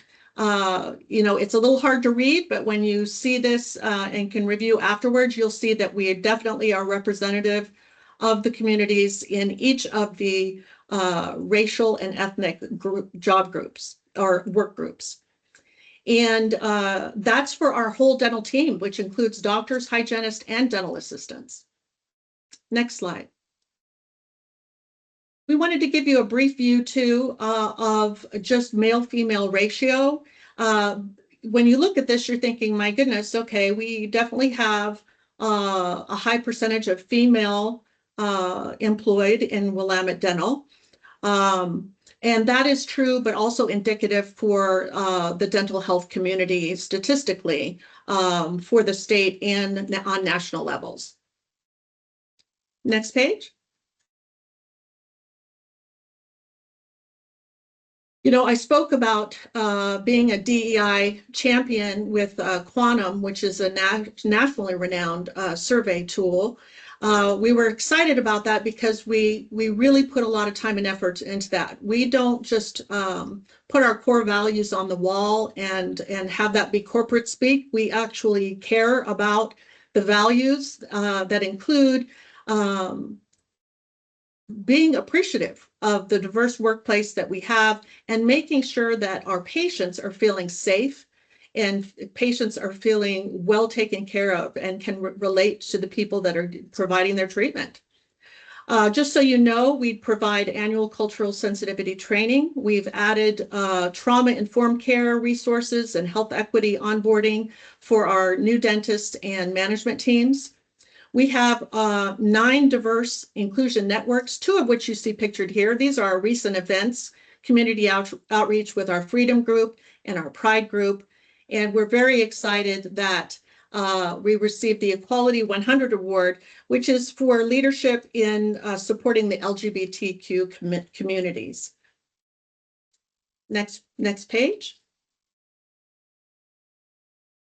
You care about interpreters, you know, having language services for your patients. Well, what we found is that we have such a diverse workplace that speaks many different languages that can better support the patients in that operatory than picking up the phone towards an outside interpreter. So what we did is we piloted a program for our employee interpreters where we put them through proficiency tests and awarded them a differential if they interpret on the daily. And so we did that as a pilot in Oregon. And now because of the success of that program, we're expanding that to all 3 states. Currently, 47% of our dentists report fluency in a language other than English. You'll see too that on our website, you can look for your provider and see the languages that they speak so that those patients that English is their second language feel like there are resources for them. Again, across our clinicians, 23 different languages are spoken. And we feel that now that we're expanding the program, we have people as we speak that are going through the additional proficiency testing through the fourth quarter, so that in 26, we will have our employee interpreters in all 3 states. We continue to complete our biannual inclusion survey to continue to get information about how, again, our employees are represented. And I to end on what I feel is just good evidence as to why we're actually living our beliefs and not just saying it.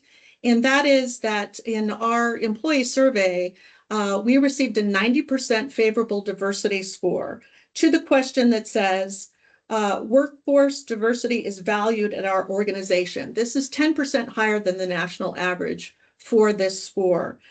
So again, we're really proud of the over 55 years that we've been in existence, that we're thriving and changing as time goes on. We know that there are obstacles that we continue to focus on, whether it be getting a new doctor at that remote area where my hair's on fire to get us an additional doctor or hygienist to a location, to make sure we're responding and listening to your questions and concerns, as well as that in our NRC survey. So we're going to continue to look to improve and provide more information as to how we can not only have access to care, but enjoy that experience with our dental teams. I have time now for questions. I think we're running just a little bit short on time, but we're open for questions, Dr. Chambers and I.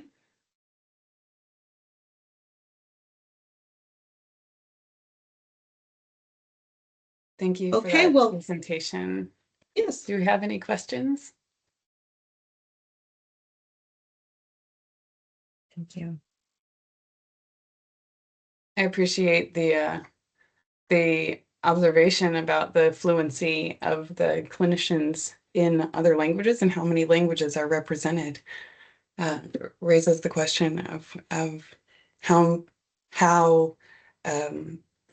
much of that sort of language depth is being used in support of our PEB members. Thank you for the insight into the diversity in your staff and how that may be supporting members with their access and linguistic responsiveness. Was another angle that I would be interested in over time. Sure. Thank you. Thank you for this good work. And if there are no other questions, that concludes this array of dental plan presentations on preventive care, access, and provider diversity. Thank you for your care of our members and for your work to make that care accessible and a positive experience. It is time for us to go on a break, and let's go ahead and take about 10 minutes. Maybe we'll be back at 15 after. Please stretch your legs.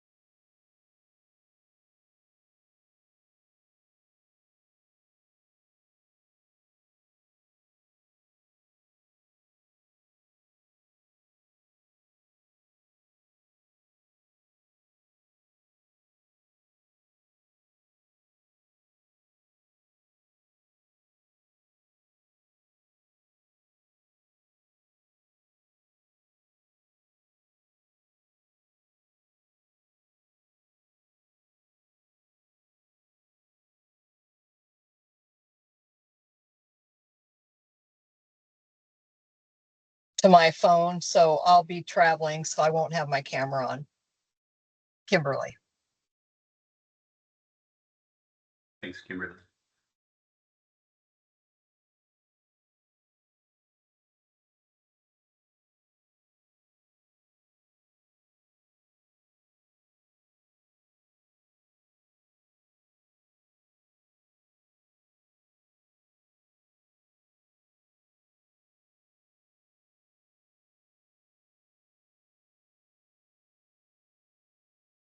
Welcome back, everybody.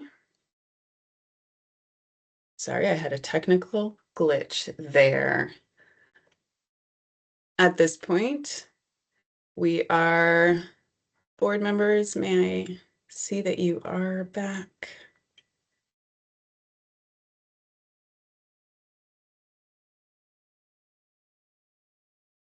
I see a few of you. There you are, Kimberly. Hi, everybody. Okay. Let's go ahead and get started. It is time for our Life and Disability Plan Experience and Updates presentation. Who's going to go ahead and begin? I will go ahead and kick that off. Thank you so much. David Scarce with the Standard. I brought with me today Beth Rourke and Trevor Heston to go over the Life and Disability Plan review. Next slide, please. So today we're going to be kind of, doing a little reset here, just making sure that everybody understands what the Life and Disability Plan offerings are that the Standard offers. Looking at some life claim reporting, some disability claim reporting, talking about our Workplace Possibilities program, diving into the financials a little bit, and then just kind of leaving you off with just a reminder around some value-added services that the Standard offers. Next slide, please. All right, so just talking about the basics here. So for the life and disability offerings, for the life insurance, Standard has two offerings. We have our basic life insurance, which is the life insurance that covers the members only. Typically, that's a $10,000 benefit. There is a caveat there for the judicial that has a 1x annual earnings, but everybody else, all other members, have a $10,000 benefit. There's also our optional life insurance, which is the additional life that the member pays for. That's in increments of $20,000 up to $600,000 for the member, and $20,000 up to $400,000 for a spouse and domestic partner. There's also a basic dependent life benefit of $5,000. And then there is the retiree benefit for those members that retire and want to continue their life insurance. They can continue up to 50% of the life insurance they had in force as a member, up to $200,000. There are guarantee issue levels for the basic life, the dependent life, and the retiree life. All those amounts are guaranteed. No evidence of insurability required. For the optional life insurance, it's $100,000 for the member, $20,000 for the spouse if they're electing it when first offered or during a family status change. Next slide, please. We also have voluntary accidental death and dismemberment, also known as AD&D. Members can purchase increments of $50,000 up to $500,000. If they also want to cover their spouse, a spouse can be covered for 50% of the member amount. There are also children. There's also children coverage with the voluntary accidental death and dismemberment, as well as family coverage. And if you have the family coverage, you can see those percentages change slightly for the spouse at 40% rather than the 50%. All amounts are guarantee issued. Next slide, please. For short-term disability, the plan is a 60% benefit. It offers a maximum benefit of $1,662 and a minimum benefit of $25, and these are weekly amounts. There's a benefit waiting period that members have to serve before benefits becoming payable. If it's a disability caused by an accident, that benefit waiting period is waived. There's a 0-day wait. If the benefit if the disability is caused by anything other than an accident, there's a 7-day waiting period that the members have to be disabled before benefits become payable. The maximum benefit period being 13 weeks.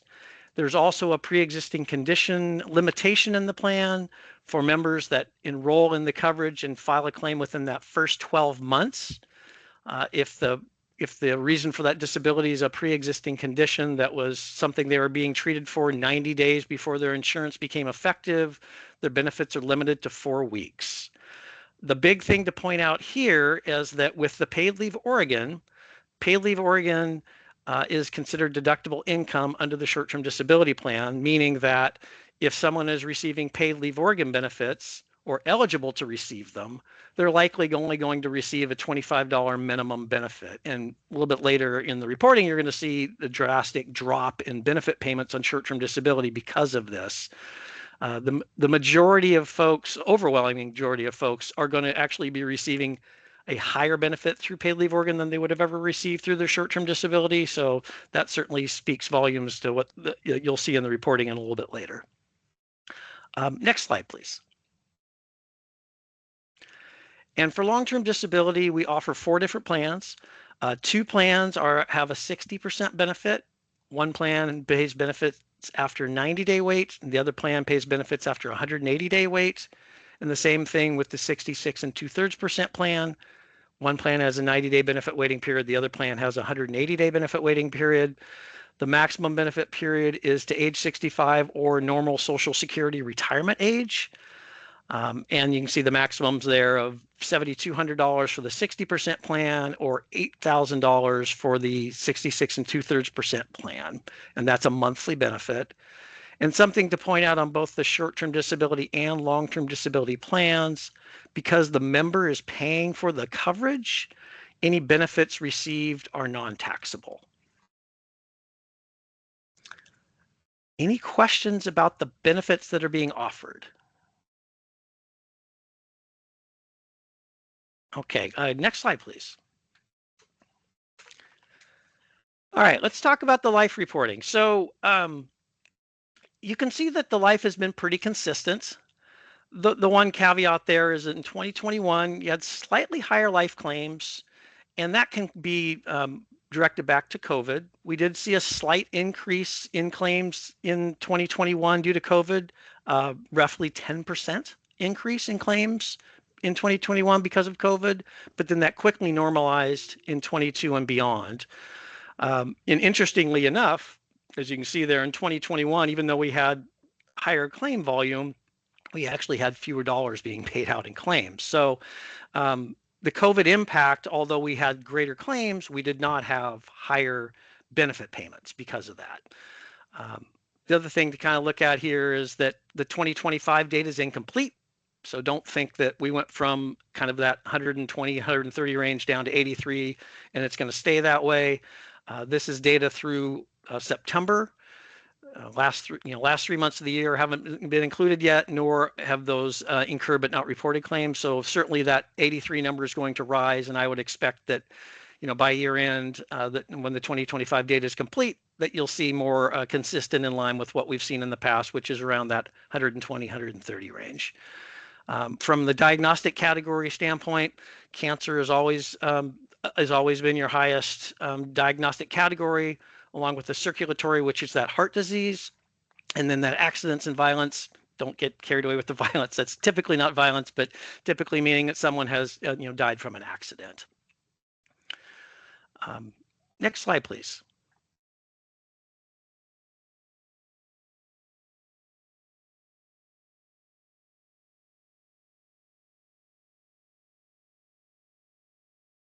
Oh. We getting stuck again, David, Rose? I think we have the same problem we had last time. No problem. You're gonna have to take over. I Can you can do share it? my screen here. I fortunately have this up. Let me just jump forward here real quick. Okay. All right. This is something embedded in your slides that I can't fix. Sorry. I don't know why that happens. I apologize for that. No, it's Can okay. everybody see my screen, I hope? Great. Okay. So this is just a breakdown of the payments by category. So the additional life, that's your optional life payments. That's the employee paid benefit. From the period of 2021 through September of 2025, $31 million being paid out there, 4.6 million in the basic life, and then some AD&D of 2.1 million. And then you can see below that the the spouse or dependent life benefits, 12.4 million. And then, looking again year over year on the far right, then you can kind of see where everything lines up. And as I pointed out before, in 2021, even though we had a 10% increase in claims because of COVID, we actually did not have as high payout as you saw in 2022. Even lower in 23, more normalizing in 24, and so far, at this point in 2025, we're up to 5.5 million. So a breakdown of diagnostic categories during, year over these different years. You can see that the cancer category there has been very consistent. Approximately 28% of your claims over this last, 4.5-year period have been because of cancer. And, year over year, you can kind of see there 27, 26, 28, 28. It kind of is kind of fluctuating all in that similar range. Really haven't seen any significant changes in that category. Same can be said, well, interestingly enough, for circulatory, you've kind of jumped around a little bit where you've had 2 higher years and 3 kind of more normal years when it comes to the heart disease. But on average, you're seeing about 22% of your claims associated with heart disease. And then that accidents category has been pretty consistent across the board as well. And then from a demographic standpoint, you would expect most life insurance claims to be in that 60+ category, and that's what we see here. Certainly there are claims in the lower age groups, but the overwhelming majority of the claims are occurring in the older population.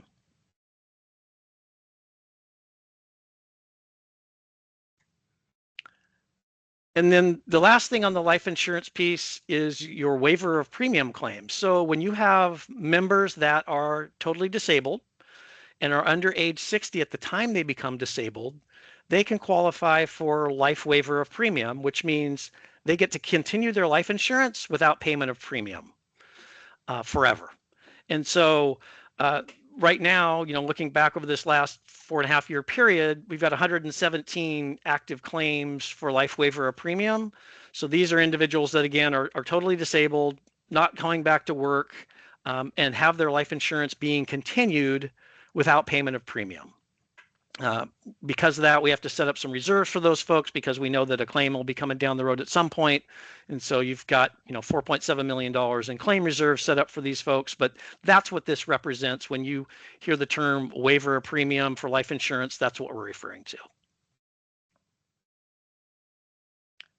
Are there any questions on the life insurance before I jump into the disability? Okay. All right, let's start with short-term disability. So as I mentioned early on, we saw paid family leave has had a pretty significant impact on short-term disability. From a COVID perspective, we saw very minimal impact on short-term disability. In 2021, we had an increase of 4.5% in claims because of COVID, and then that very quickly normalized. And what we're seeing in short-term disability is a continuing downward trend, and that is because of paid leave Oregon. So in 2023, in September of 23, when paid leave Oregon started, that's kind of when you started to see the decline in claims being filed and payments going out. And that has kind of continued, as you can see in 2024 and so far in 2025, a pretty significant drop in the number of claims being filed and the dollars being paid out. Interestingly enough, when we look at the enrolled lives, there has not been a change in enrolled lives. So members are continuing to enroll in this coverage, but they're not using it. And I understand why they're not using it because, like I said, paid leave Oregon is going to pay people a greater amount than short-term disability in most circumstances. And even when someone might not get the full amount on paid leave Oregon that they would on short-term disability, the difference is $25. Right now, the maximum under paid leave Oregon is $1,637 a week, and the maximum under short-term disability is $1,662, which is exactly $25, which also matches the minimum payment on short-term disability. So I don't know if and for the majority of folks that are making less than $140,000 a year, paid leave Oregon actually pays substantially higher than short-term disability was paying. And so I don't know if that means that most of these folks are thinking, why bother filing a claim for $25 a week when I'm getting this high income replacement under paid leave Oregon? What I would say to that is maybe you shouldn't have the short-term disability coverage and not pay for that. It's something you're not going to use. But I would also encourage folks that even if it's a $25 benefit, to apply for those benefits, because you are paying the premium, and certainly want to give you those benefits if you have a disability. But then again, from a claim standpoint, like I said, seeing a significant drop because of the paid leave Oregon. And interestingly enough, going up until 2024, if you see the middle category here, it says incidents, PEB has always had a higher incidence than benchmarking. So, a higher number of folks are applying for claims than we normally see in the industry, but that's now kind of normalizing with the paid leave Oregon effect. So I thought that was kind of an interesting call out. From a payment perspective, maternity, when it comes to short-term disability, maternity is always your highest vote getter. That's where we see the most activity when it comes to short-term disability claims. With state of Oregon, with PEB, mental health claims have always been higher than average. And I've been on this case for over 20 years now, and I have never seen your mental health claims be anything other than what we're seeing right now. They were always around 10% higher than benchmarking. And I don't know if that is because of a high stress environment, why we end up seeing substantially higher mental health claims under PEB than we do in our block of business, but that's been very, very consistent. Like I said, over the last 20 years, it really hasn't changed much. From a benefit payment standpoint, while maternity are higher number of claims, the duration for maternity is typically 6 to 8 weeks, and then they fall off, whereas a mental health claim may last longer. And right now, your average duration for a mental health claim is around 62 days. So it's about 2 weeks longer than what you're seeing in a normal maternity claim. And so that's why you see a higher level of benefits being paid out for those mental health claims. And just a breakdown of diagnostic categories when it comes to short-term disability. Again, you can see maternity up across the top row there, very consistent, around 23% on average of your claims. And right below that, mental health, rolling right in there at 19%. Which again, when you're looking at our standards block of business, our mental health claims are around 11%. And we also use a benchmark of IBI, which is a national firm that benchmarks disability payments, and their benchmarking is around 8%. So the mental health claims with PEB have always been substantially higher than benchmarking. But beyond that, musculoskeletal, those are your back conditions. Those are the types of things that we would typically see folks filing disability claims for. And from a payment perspective, that's where I talked about, the mental health claims tend to have a little bit higher payment than the maternity claims, simply because they end up being a little bit longer in duration.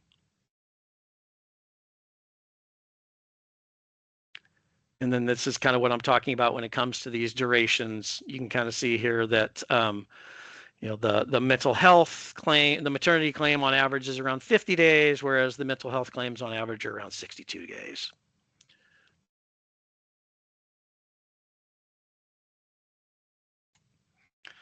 And then again, in a diagnostic category breakout, when we're looking at by age banding, this is different than what we see in life insurance, obviously, is that disability can affect anybody at any time. And so we see a pretty consistent breakout through that 30 to 59 category of that's kind of where the majority of your claims are being filed. And interestingly enough, that over 60 category is actually a smaller proponent that's filing the claims than what we see with that 30 to 59 group.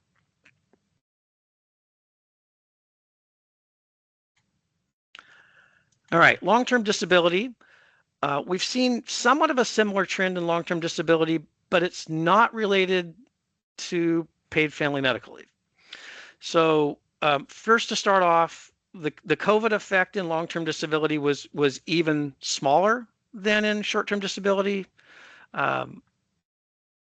typically when folks are filing COVID claims, those were those respiratory claims. Those were the ones that were, out for, 3 to 4 weeks. And so that's where we saw the impact. And that's why those didn't tend to get over long-term disability. You would have those occasional long COVID claims.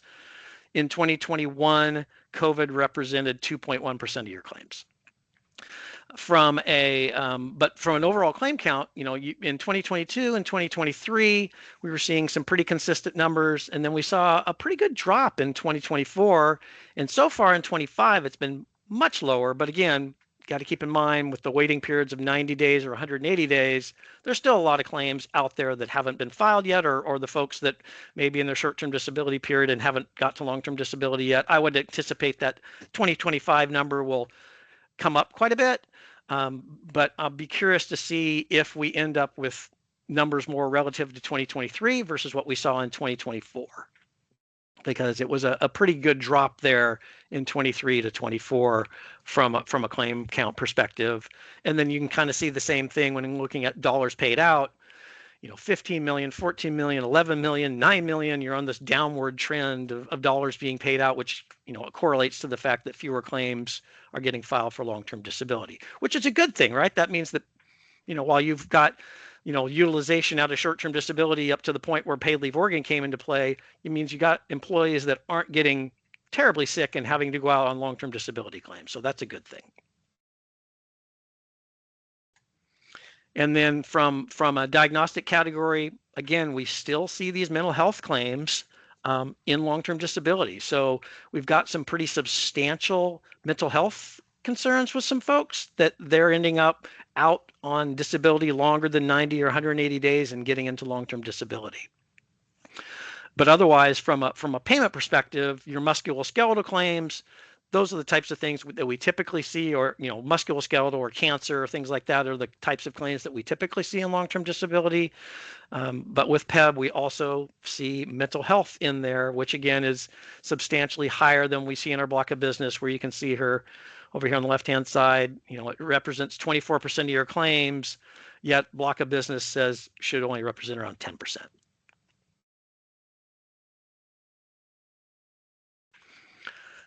And then looking year over year, again, we've been very consistent with the mental health claims, 26, 28, 23, 20, they remain consistently high in that mental health category, whereas your musculoskeletal has remained very consistent as well.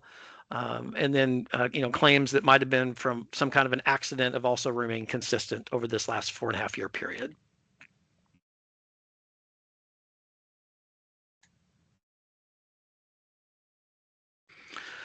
From a diagnostic demographic standpoint, this is a little bit of a shift from what we saw in short-term disability, where you're starting to see the older categories starting to take up a little more of the claim counts that are coming in. But really, it's kind of spread around from all age categories. We're still seeing claims in all those different age categories, and whether that's from a claim count perspective or a liability perspective. And when I talk about liability, I'm talking about benefits paid as well as claim reserves. When you have long-term disability claims, you have to set aside money for future payments. And so, somebody maybe who is, let's just say, in their 30s and has a significant disability, you can see you have to setting aside a substantial amount of reserves, versus somebody who's in their 60s. We don't have to set aside quite so much, because even if they were out for the maximum benefit period of time, it's not going to be as much dollars being paid out as you would see in somebody who's younger. So that's kind of why you see that from a liability perspective, a little bit lower on that over 60 category versus somebody else. And then lastly, on the long-term disability, this is just a breakdown by the plans. So the classes 1 and 2, that's your 60% plans. So class 1 would be the 60% with a 90-day wait, and class 2 would be a 60% with a 180-day wait. And then classes 3 and 4 are those 66 and 2/3% plans, where you've got the 90-day and the 180-day.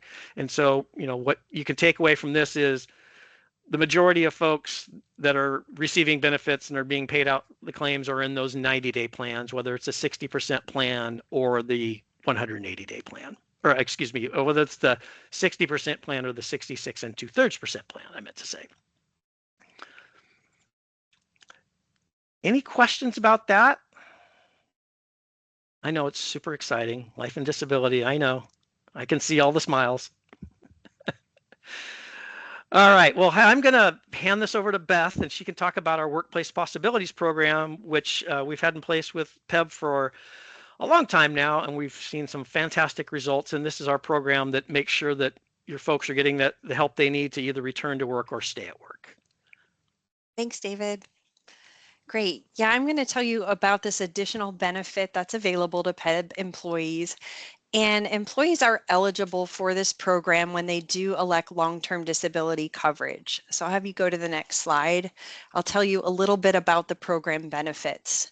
So our workplace program benefit provides a workplace possibilities consultant, a professional case manager. They have expertise in training. They can be behavioral health trained, vocational rehab, and also they're trained in ergonomics. So we pick the right person, the right consultant, and that person can assist employees who may be in pain, who may be taking leave or on short-term disability, or if they're having difficulties at work that could be related to a disability program. Early intervention is really what we try to do with this program, and some of the benefits of the programs and services we can provide through this are we can complete ergonomic evaluations and assessments for employees.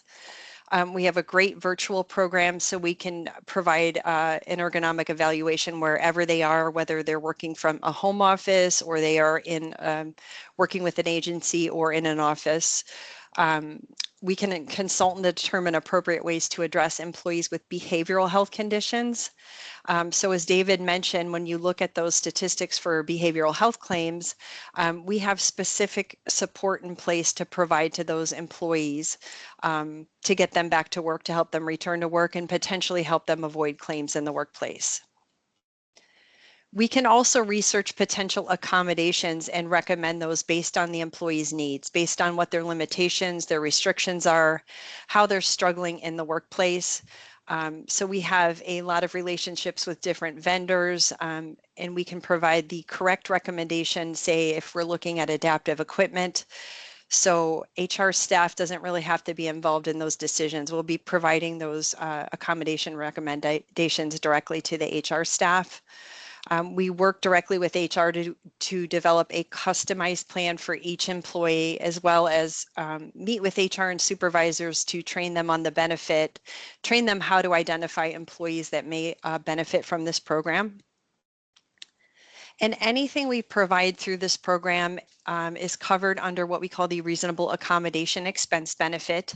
That's built into our LTD policy. It provides $25,000 to assist an employee when they're out on claim to return to work, or it even helps employees even before they file a claim. So no one even has to file a claim to access this benefit. We can identify folks that are struggling even before they go out on claim and utilize this benefit. So it's a great benefit and provided at no cost to the state. We'll also coordinate any delivery and installation of equipment or accommodations that are recommended and provide training to the employee on that equipment so we make sure it's a successful accommodation. I see a question. Yeah, thanks for this. Just clarifying question. So does the person need to be enrolled in long-term disability then in order That is to? correct. Okay, got it. Yep. Thanks. So yes, as long as they're enrolled in long-term disability, we can help them and benefits are provided whether they file a claim or not. So just a summary of some of the services we've provided. We've reached out to 450 employees to offer services. We've had success with 224 of those employees, helping them return to work. To give you a little bit more background on how we identify return to work services, we review claim reports. So when an employee does file a short-term disability claim, we can identify employees who may need assistance in returning to work, and we proactively reach out to them. One of our case managers reaches out to them to offer them assistance in returning to work. So when we talk about we do a lot of outreach. some employees have already returned to work when we've reached them. So that's why you may see a little bit of when we reach out to so many employees, some have already had services or gone back to work. So, but we have had 224 successful claims. And that represents days saved. So we can quantify what we've done. We've saved disability days. Oftentimes when we're providing support and assistance to employees, we can help them get to back to work a little bit earlier than expected.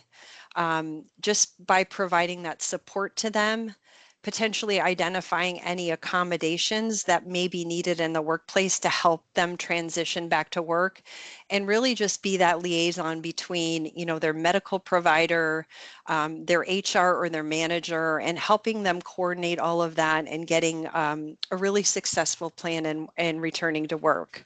So we're looking at about 3,600, almost 3,700 days saved in benefits. And then one of the other things we see on this slide is successful stay-at-work claims. And those are folks that we are working with before a claim is even filed. So we partner with HR departments and HR or managers. We provide education to agencies, and they can actually identify employees that are struggling at work to perform their job due to a medical or a behavioral health condition. These employees can be referred to the standard, and that's where we provide those claim prevention services. So we provide services even before those claims are filed.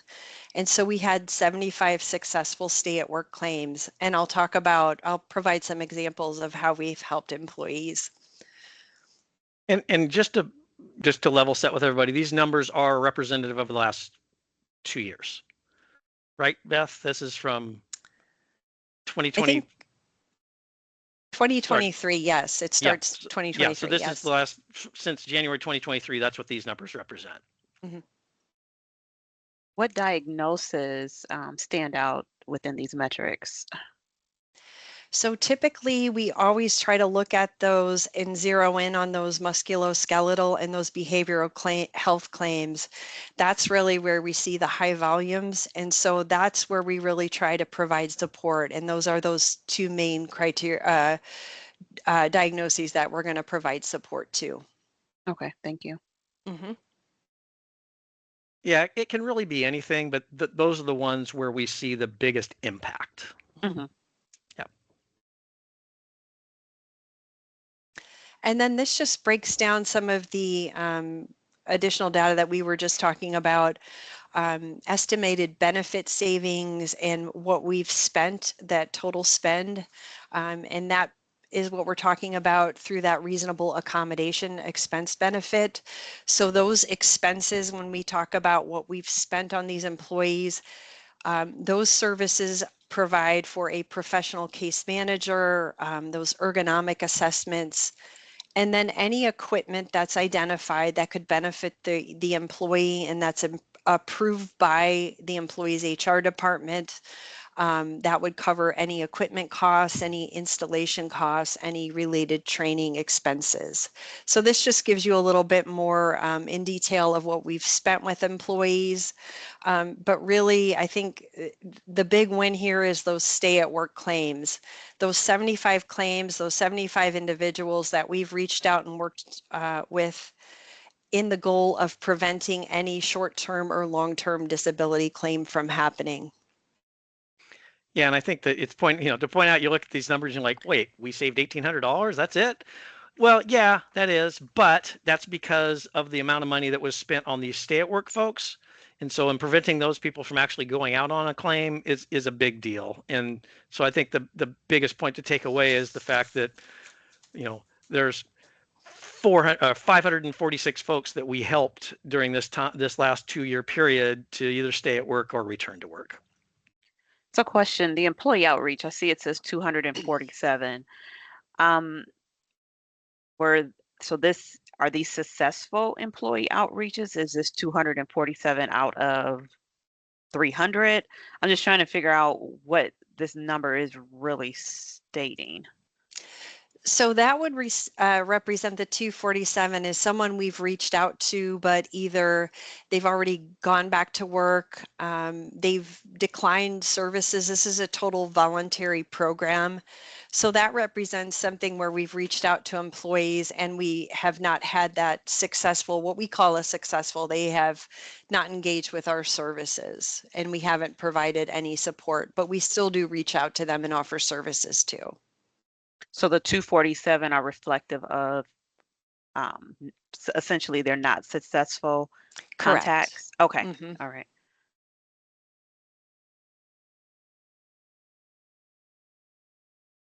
And then I have a couple of case studies that we pulled.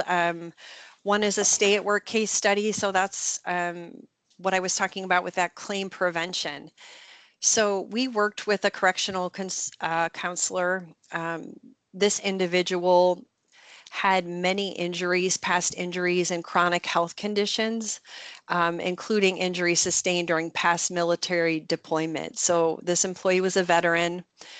The individual was struggling with neck pain all the way down to their lower back, and sitting at work was really exacerbating and making this condition worse. So the employee was really struggling with pain at work.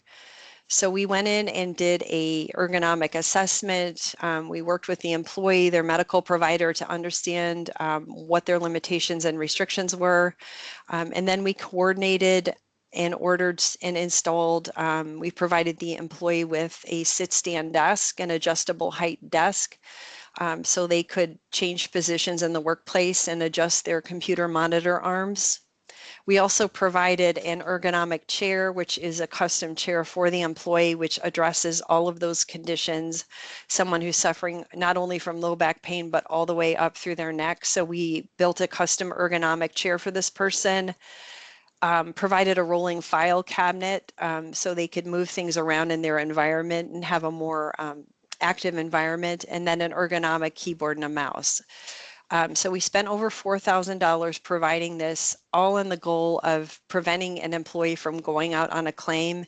And then this is specific feedback from the employee. The employee was very thankful and grateful for all the support we provided, and really trusted the consultant they were working with, and had a really nice impact on their ability to stay on the job. So we get really nice feedback from employees. They really love this benefit. It's a really great benefit, and provides support to employees. And then our next case study is one of those return to work case studies. So this is someone we identified who was out on claim. Diagnoses included ADHD and post-traumatic stress disorder. So when we talked on the previous slide, a lot of people are familiar with ergonomic equipment, sit-stand desks, chairs, that type of thing. But this just illustrates some of the case management work we do and the outreach we do to folks that have these non-traditional diagnoses, these behavioral health diagnoses, and things we can do for them in the workplace. So one of our consultants reached out and made an individualized plan with the employee and worked with them to get them back to work. But the employee was really struggling with communications in the office, especially with email and retaining information from emails. So we trained them on some specific Microsoft programs to provide task-oriented to-do lists for the employee. We helped them create lists for common tasks, step-by-step instructions for common tasks to improve their time management, and then the consultant actually helped them organize their email inbox and gave them training to help them keep it more organized in the future. So we spent under $1,000 with this employee to provide them those tools. And the employee was very appreciative of that assistance. They were able to actually be a little bit more organized and thoughtful with their work. So just to provide an example of something that's not quite equipment oriented, but training that's available to employees. Of course, the best part of that whole story is they were able to return to work. Yes. Any questions about our Workplace Possibilities program or what we're doing in that space? Okay. Well, we're going to jump into some financials. Oh, question from Emily. Yeah. This is amazing what you're sharing. I had no idea that this existed, and it's just interesting your observation about the persistent high mental health diagnoses, I guess. You said over what, a couple decades even, and Yep, it's been very specific to consistent. the PEB it's around about population. 10% higher than average. Yeah, and I just think of all the crises we've had in Oregon, in the health, or not the health, the Oregon state government workforce, or just with, I don't know, uh, uh, child welfare, and I don't know, Oregon State Hospital even.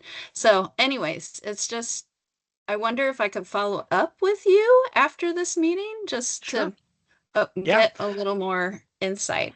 Yeah. Possibly. Yeah, it's like I said, it's been very consistent. We haven't really seen the numbers dip much. You've always been around 10% higher than average. And, this last 5 years has been very consistent with what we have seen historically with PEB.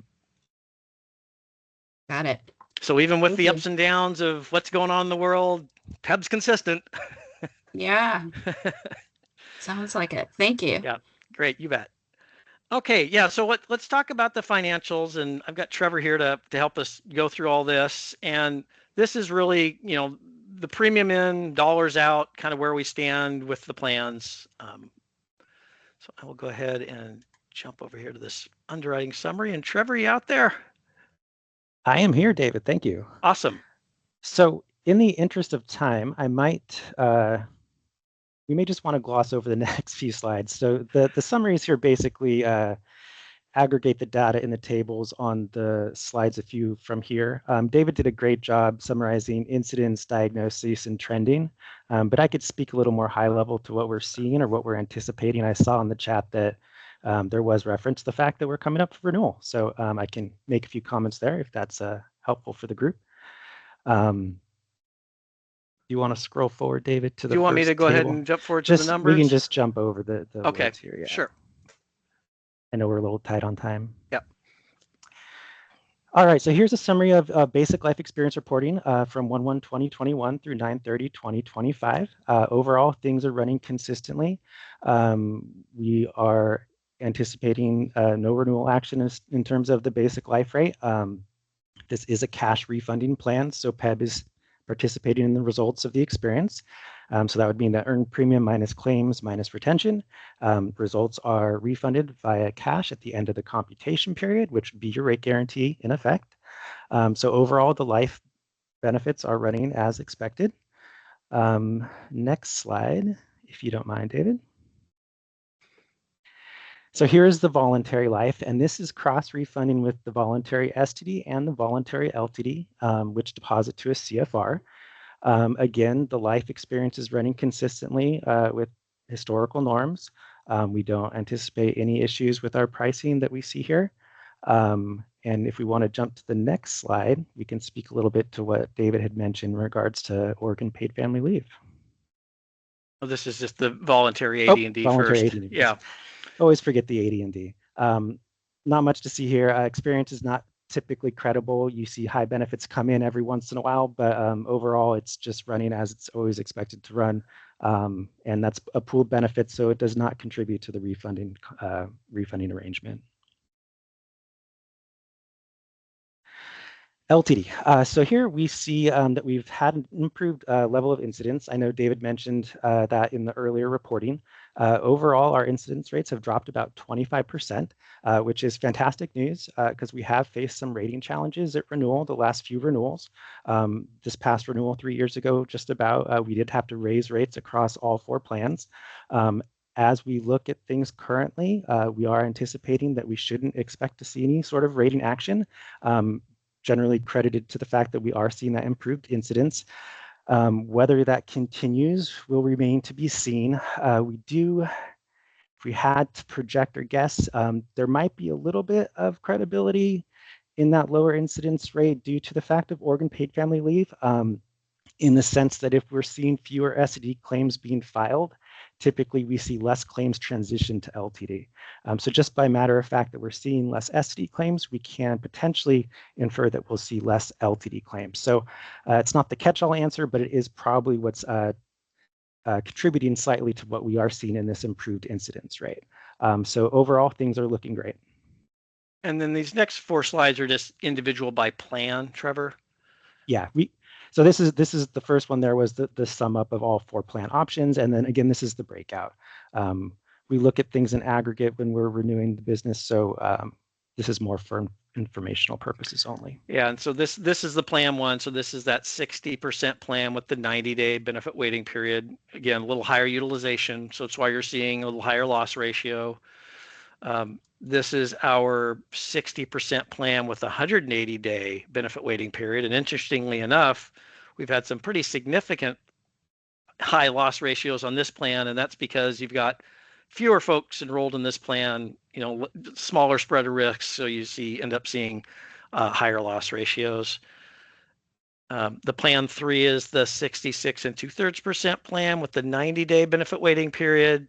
Again, a little more in line with kind of what we were seeing in that plan 1. It's running better. And this is, again, where, you can see we've got, 5,800 lives enrolled in this one currently.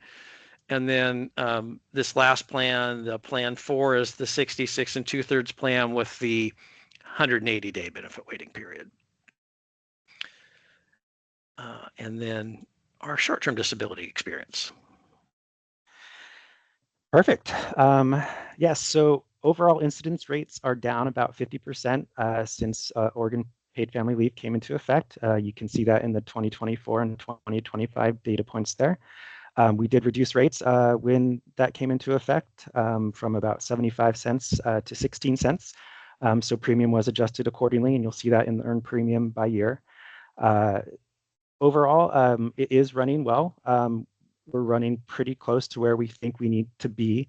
The only real component to speak to here for renewal purposes, and I don't want to get too in the weeds there, of course, we are probably looking potentially at a slight rate reduction to still account for the PLO. However, we may need to also look at the retention components of STD because we do have fixed retention costs based on our refunding agreement, which is a component of earned premium. So what we've seen is a significant reduction in earned premium, but we're still adjudicating the same number of claims, give or take. Obviously, we're seeing less claims, but it still costs the same to adjudicate a claim, whether we're paying a $25 minimum benefit or what we would typically see as more standard benefit before paid leave Oregon. So overall, again, everything is running well. That's just a little bit of a detail to call out there.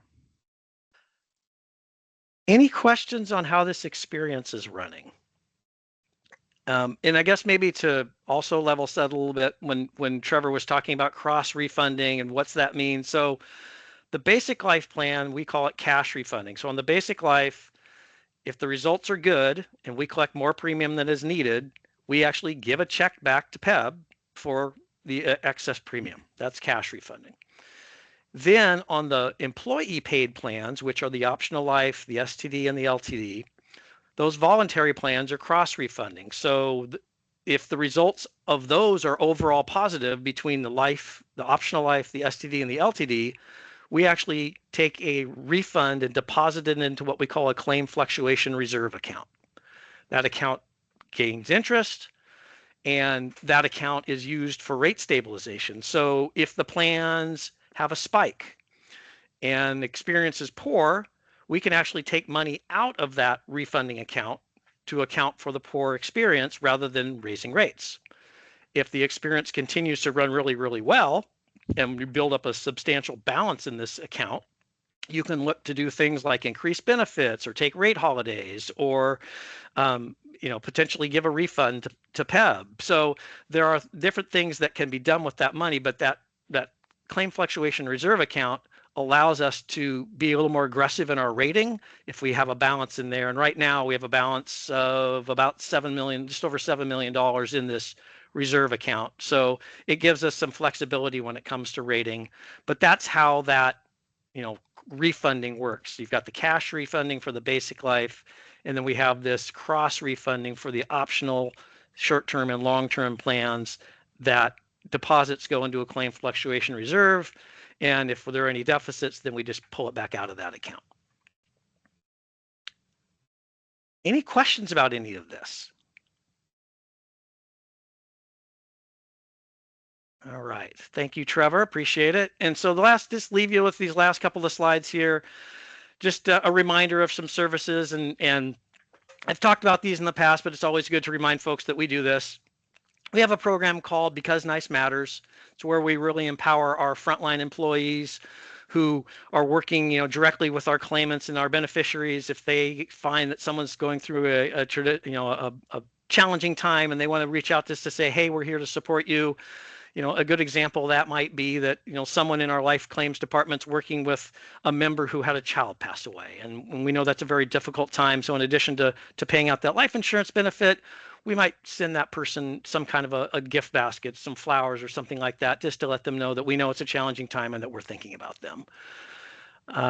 We also have our travel assistance program, and anybody that's enrolled in life insurance, so anybody who has the basic life has access to this program. It's at no cost.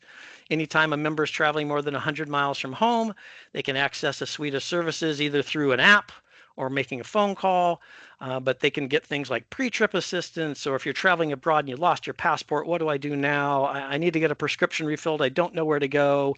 I'm in someplace and I've had a terrible health condition. I need to get medically evacuated. Travel assistance can help with all of those things.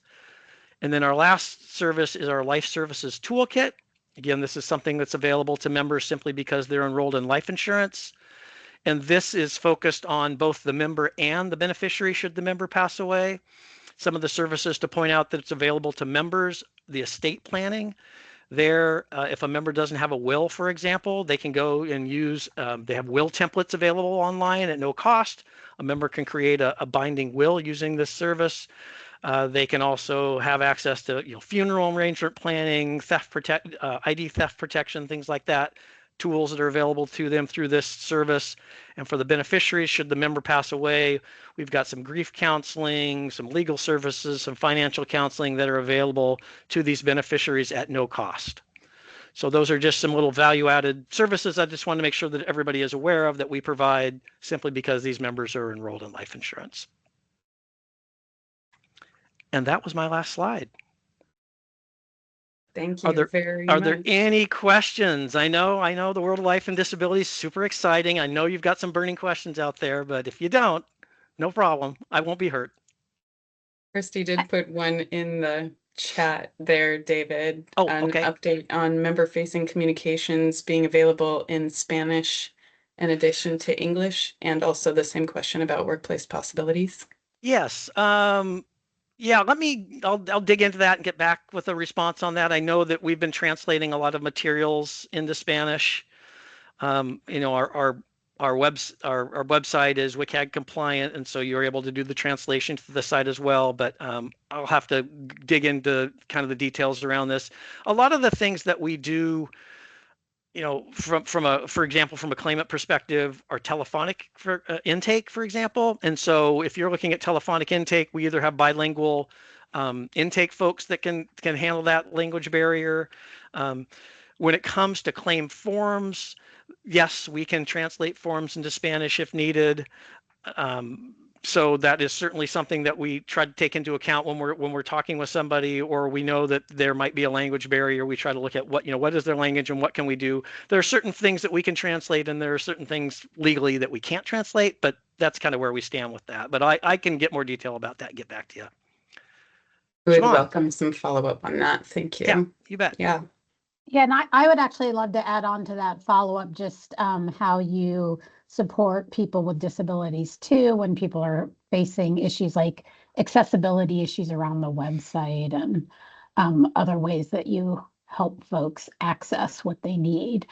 And then lastly, when you're talking about the life insurance, I just wanted to clarify, since everyone gets the $10,000 life insurance policy, does that mean that it applies to everyone around the life services toolkit, or is that only when people enroll in supplementary?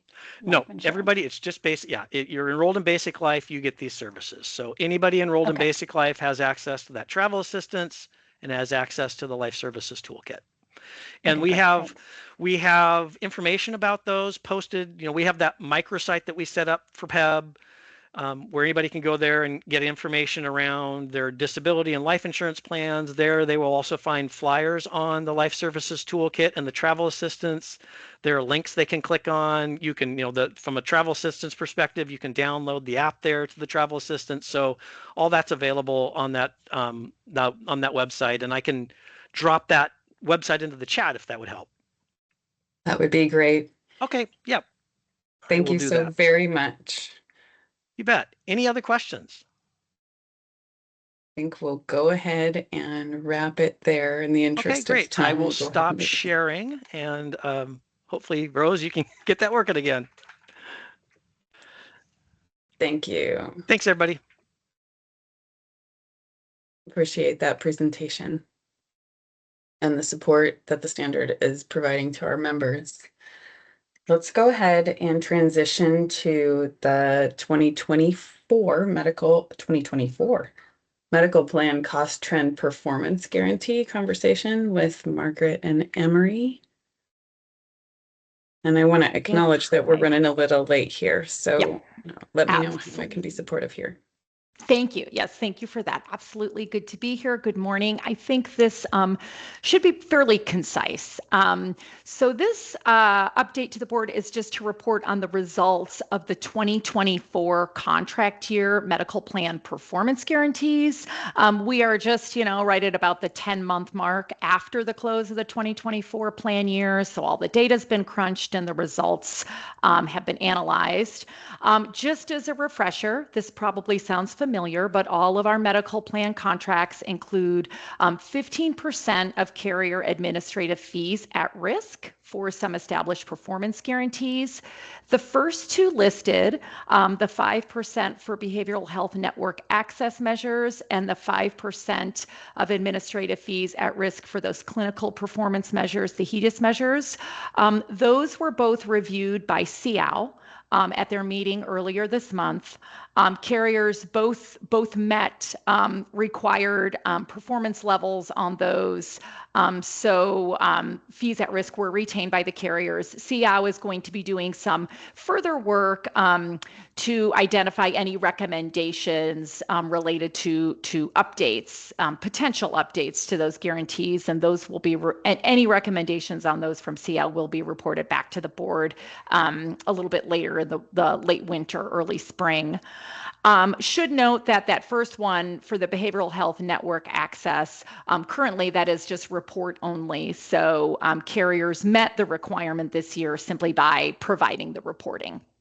The one we're going to follow up on today is that last bullet point, the 5% of administrative fees at risk for self-insured plan cost trend and fully insured plan premium trend. Next slide. And again, just sort of refresher in terms of how this one works. If the carrier has cost or premium growth year over year, so that's 23 to 24, of 3.4% or less, they retain all the fees at risk. If the cost or premium growth during that time frame is between 3.4% and less than or equal to 4%, they have a 2.5% administrative fee penalty. And if the growth exceeds 4%, they pay the full 5% of administrative fees due to PEBB. Next slide.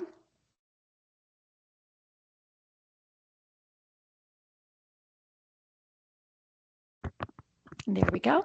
So for the 2024 contract year, you can see as this slide shows, all three carriers for all of the plans experience cost growth or premium growth that exceeded that 4% level. So all of them owe the full 5% of administrative fee penalty. As the slide shows the amounts, it's a little over $572,000 in penalty for Kaiser, a little over $554,000 for MODA.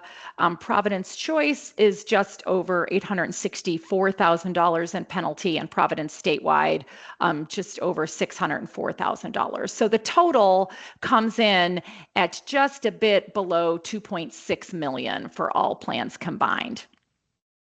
Next slide. And so in terms of next steps for penalty settlement, and here is where we would like direction from the board.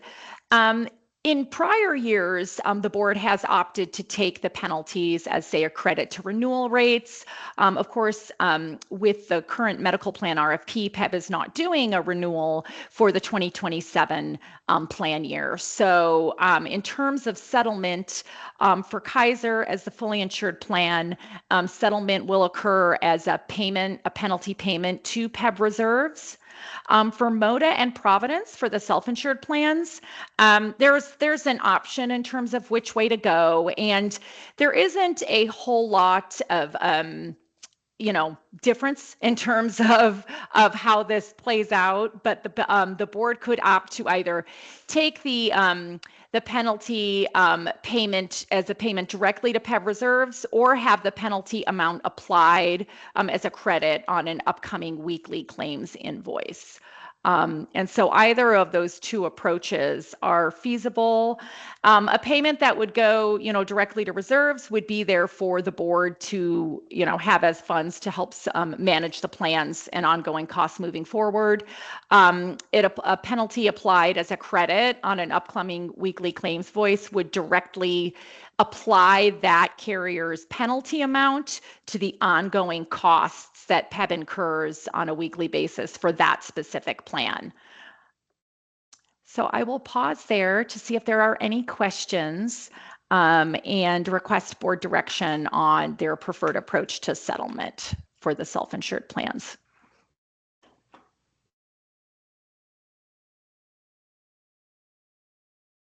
And it looks like action is required for this one. We're going to need to provide some direction. Do I have any questions, observations, or motions?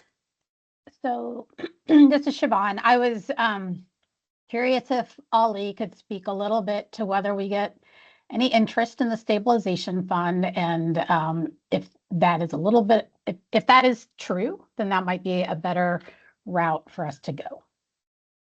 Yeah, good question, Siobhan. We do indeed earn interest on funds in the stabilization fund.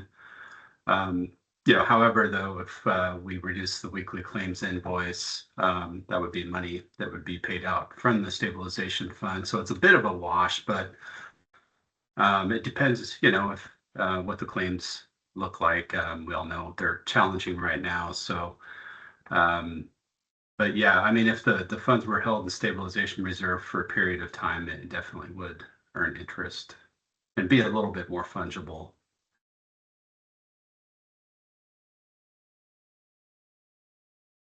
Sure, go ahead, Sean. Yeah, understanding that it's a bit of a wash.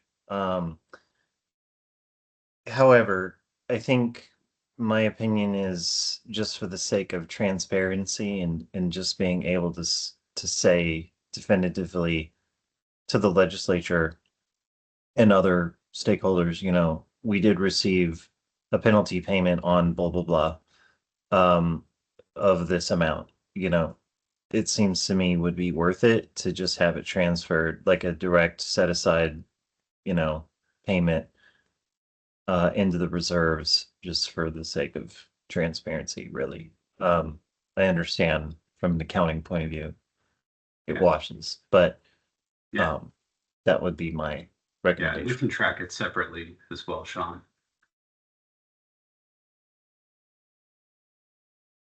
Thank you, Sean. That does offer a refreshing simplicity.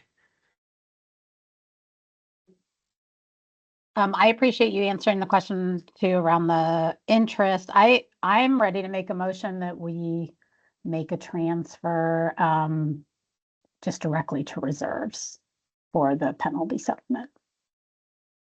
I will second. Thank you. Let's go ahead and move through a vote. Greg, how do you vote on that, please? I vote aye. Thank you. Chicky? I vote aye. Thank you. Andrea? I approve. Thank you. Kimberly? I vote affirmative. Thank you. And Emily? Approve. Thank you. And that is an approved motion. The motion carries to have payments made directly to the PEB reserves. Thank you, Margaret and team. Thank you. Next on the agenda, and I do see that we're running a tiny bit late here, short on time, but Ruby Castañeda, are you with us for an RFP update? I am. Thank you, Dawn. So, hello, board members. So this will be short and sweet, hopefully. Just wanted to provide an update. So PEB's Medical and Pharmacy RFP has hit the streets, and where we are at currently in process is we are answering questions. So PEB staff, Mercer staff are answering questions that we are receiving. Wanted to provide of what is forthcoming. So we will start the process of the work group as well as the evaluation and scoring for those members that have volunteered in those areas. So you will be, for those members, we will be reaching out to you probably in November, I would say early November, and it will either be coming from myself, Sheila Clausen or Brian Olson in order to kick off those two processes. And that's all what I really have, unless the board has any questions that I may answer. None from me. Thank you, Ruby. Board members?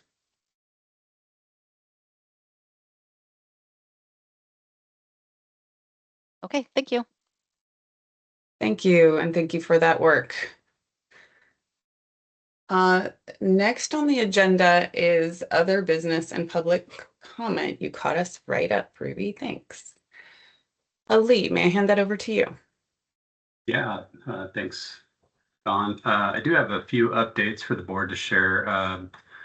Right now, we're working through the latter half of PEB open enrollment, and staff has been really as busy as ever working through this mandatory open enrollment period.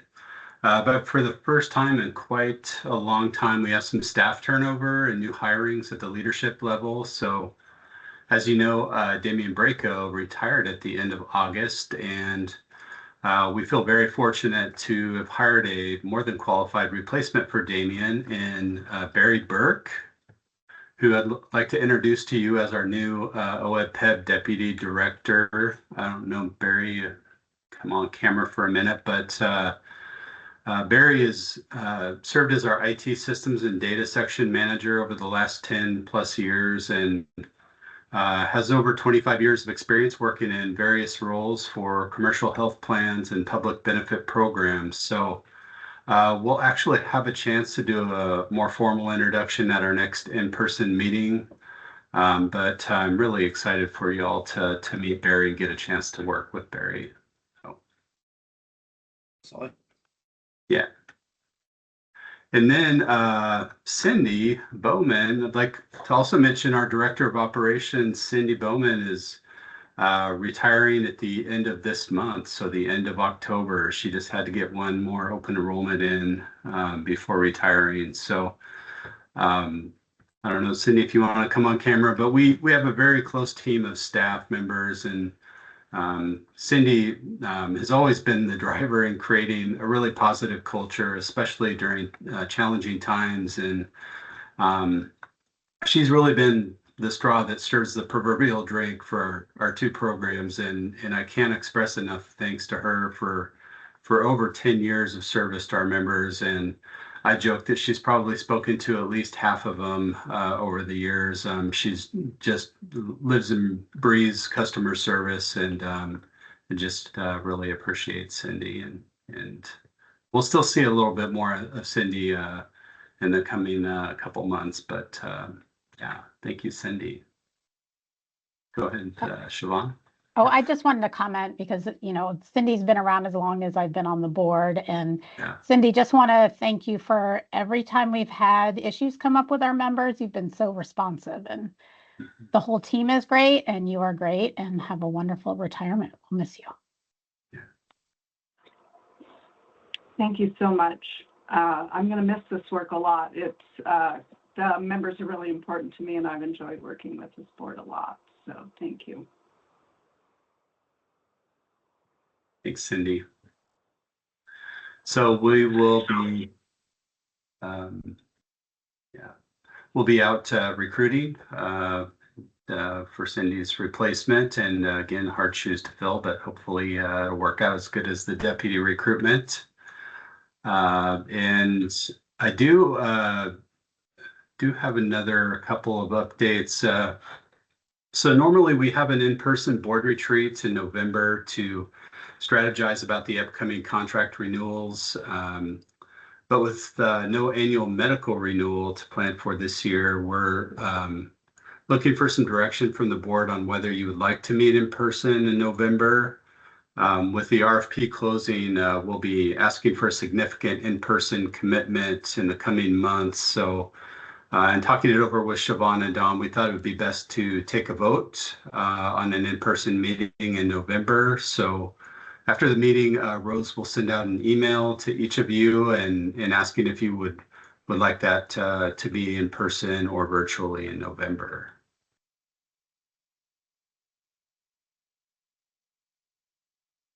I just wanted to comment. Yeah. Oh, I didn't know if you were going to comment on that, Dawn. I know we talked about it and have valued the in-person interactions we've had at the retreat. So even though this would be a shorter meeting, we thought it would be a good way for us to come together if you all are open to doing that. Thanks, Siobhan. Yes, I very much value the in-person, especially as most of our work together has become increasingly remote, if you will. And I have a conflicting appointment on the 10th of November. And so it may be worth looking at potential alternative dates as well. I think that Tuesday is the 11th, or am I getting the dates wrong, Ali? It is actually the 18th would be the date. Yes, 18th. Okay, then I will go look at my dates again. Thank you for the grace. Yeah, of course. Okay. One last thing. Sorry, Don, just one quick thing. I wanted to touch base on the email that we sent to the board on Unum recently. As you know, they've sent out notifications that they'll be discontinuing accepting new enrollments into group long-term care policies. That's effective February 1st of 2026. Again, this change applies nationally. It's not exclusive to just OEB and PEBB. And existing enrollments will remain unaffected, but we have followed up with our own communication to our agencies, entities, everybody that we do business with. Unfortunately, they sent out communications before notifying us, so that's been a bit of a challenge, but further guidance is coming. Over the next few weeks, our staff is meeting with DOJ and the Oregon Insurance Division to evaluate the impact, determine options that are available, and bring recommendations to both boards to consider for taking action. Once those next steps are determined for current Unum enrollments, we'll communicate directly with those members on their options. But yeah, we're just kind of hurriedly trying to figure this all out, what needs to be done and what can be done for next steps.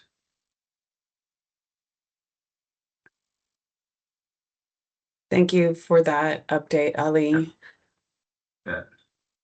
Board members, staff, Mercer, any comments, observations, or questions about that or anything else for the good of the order?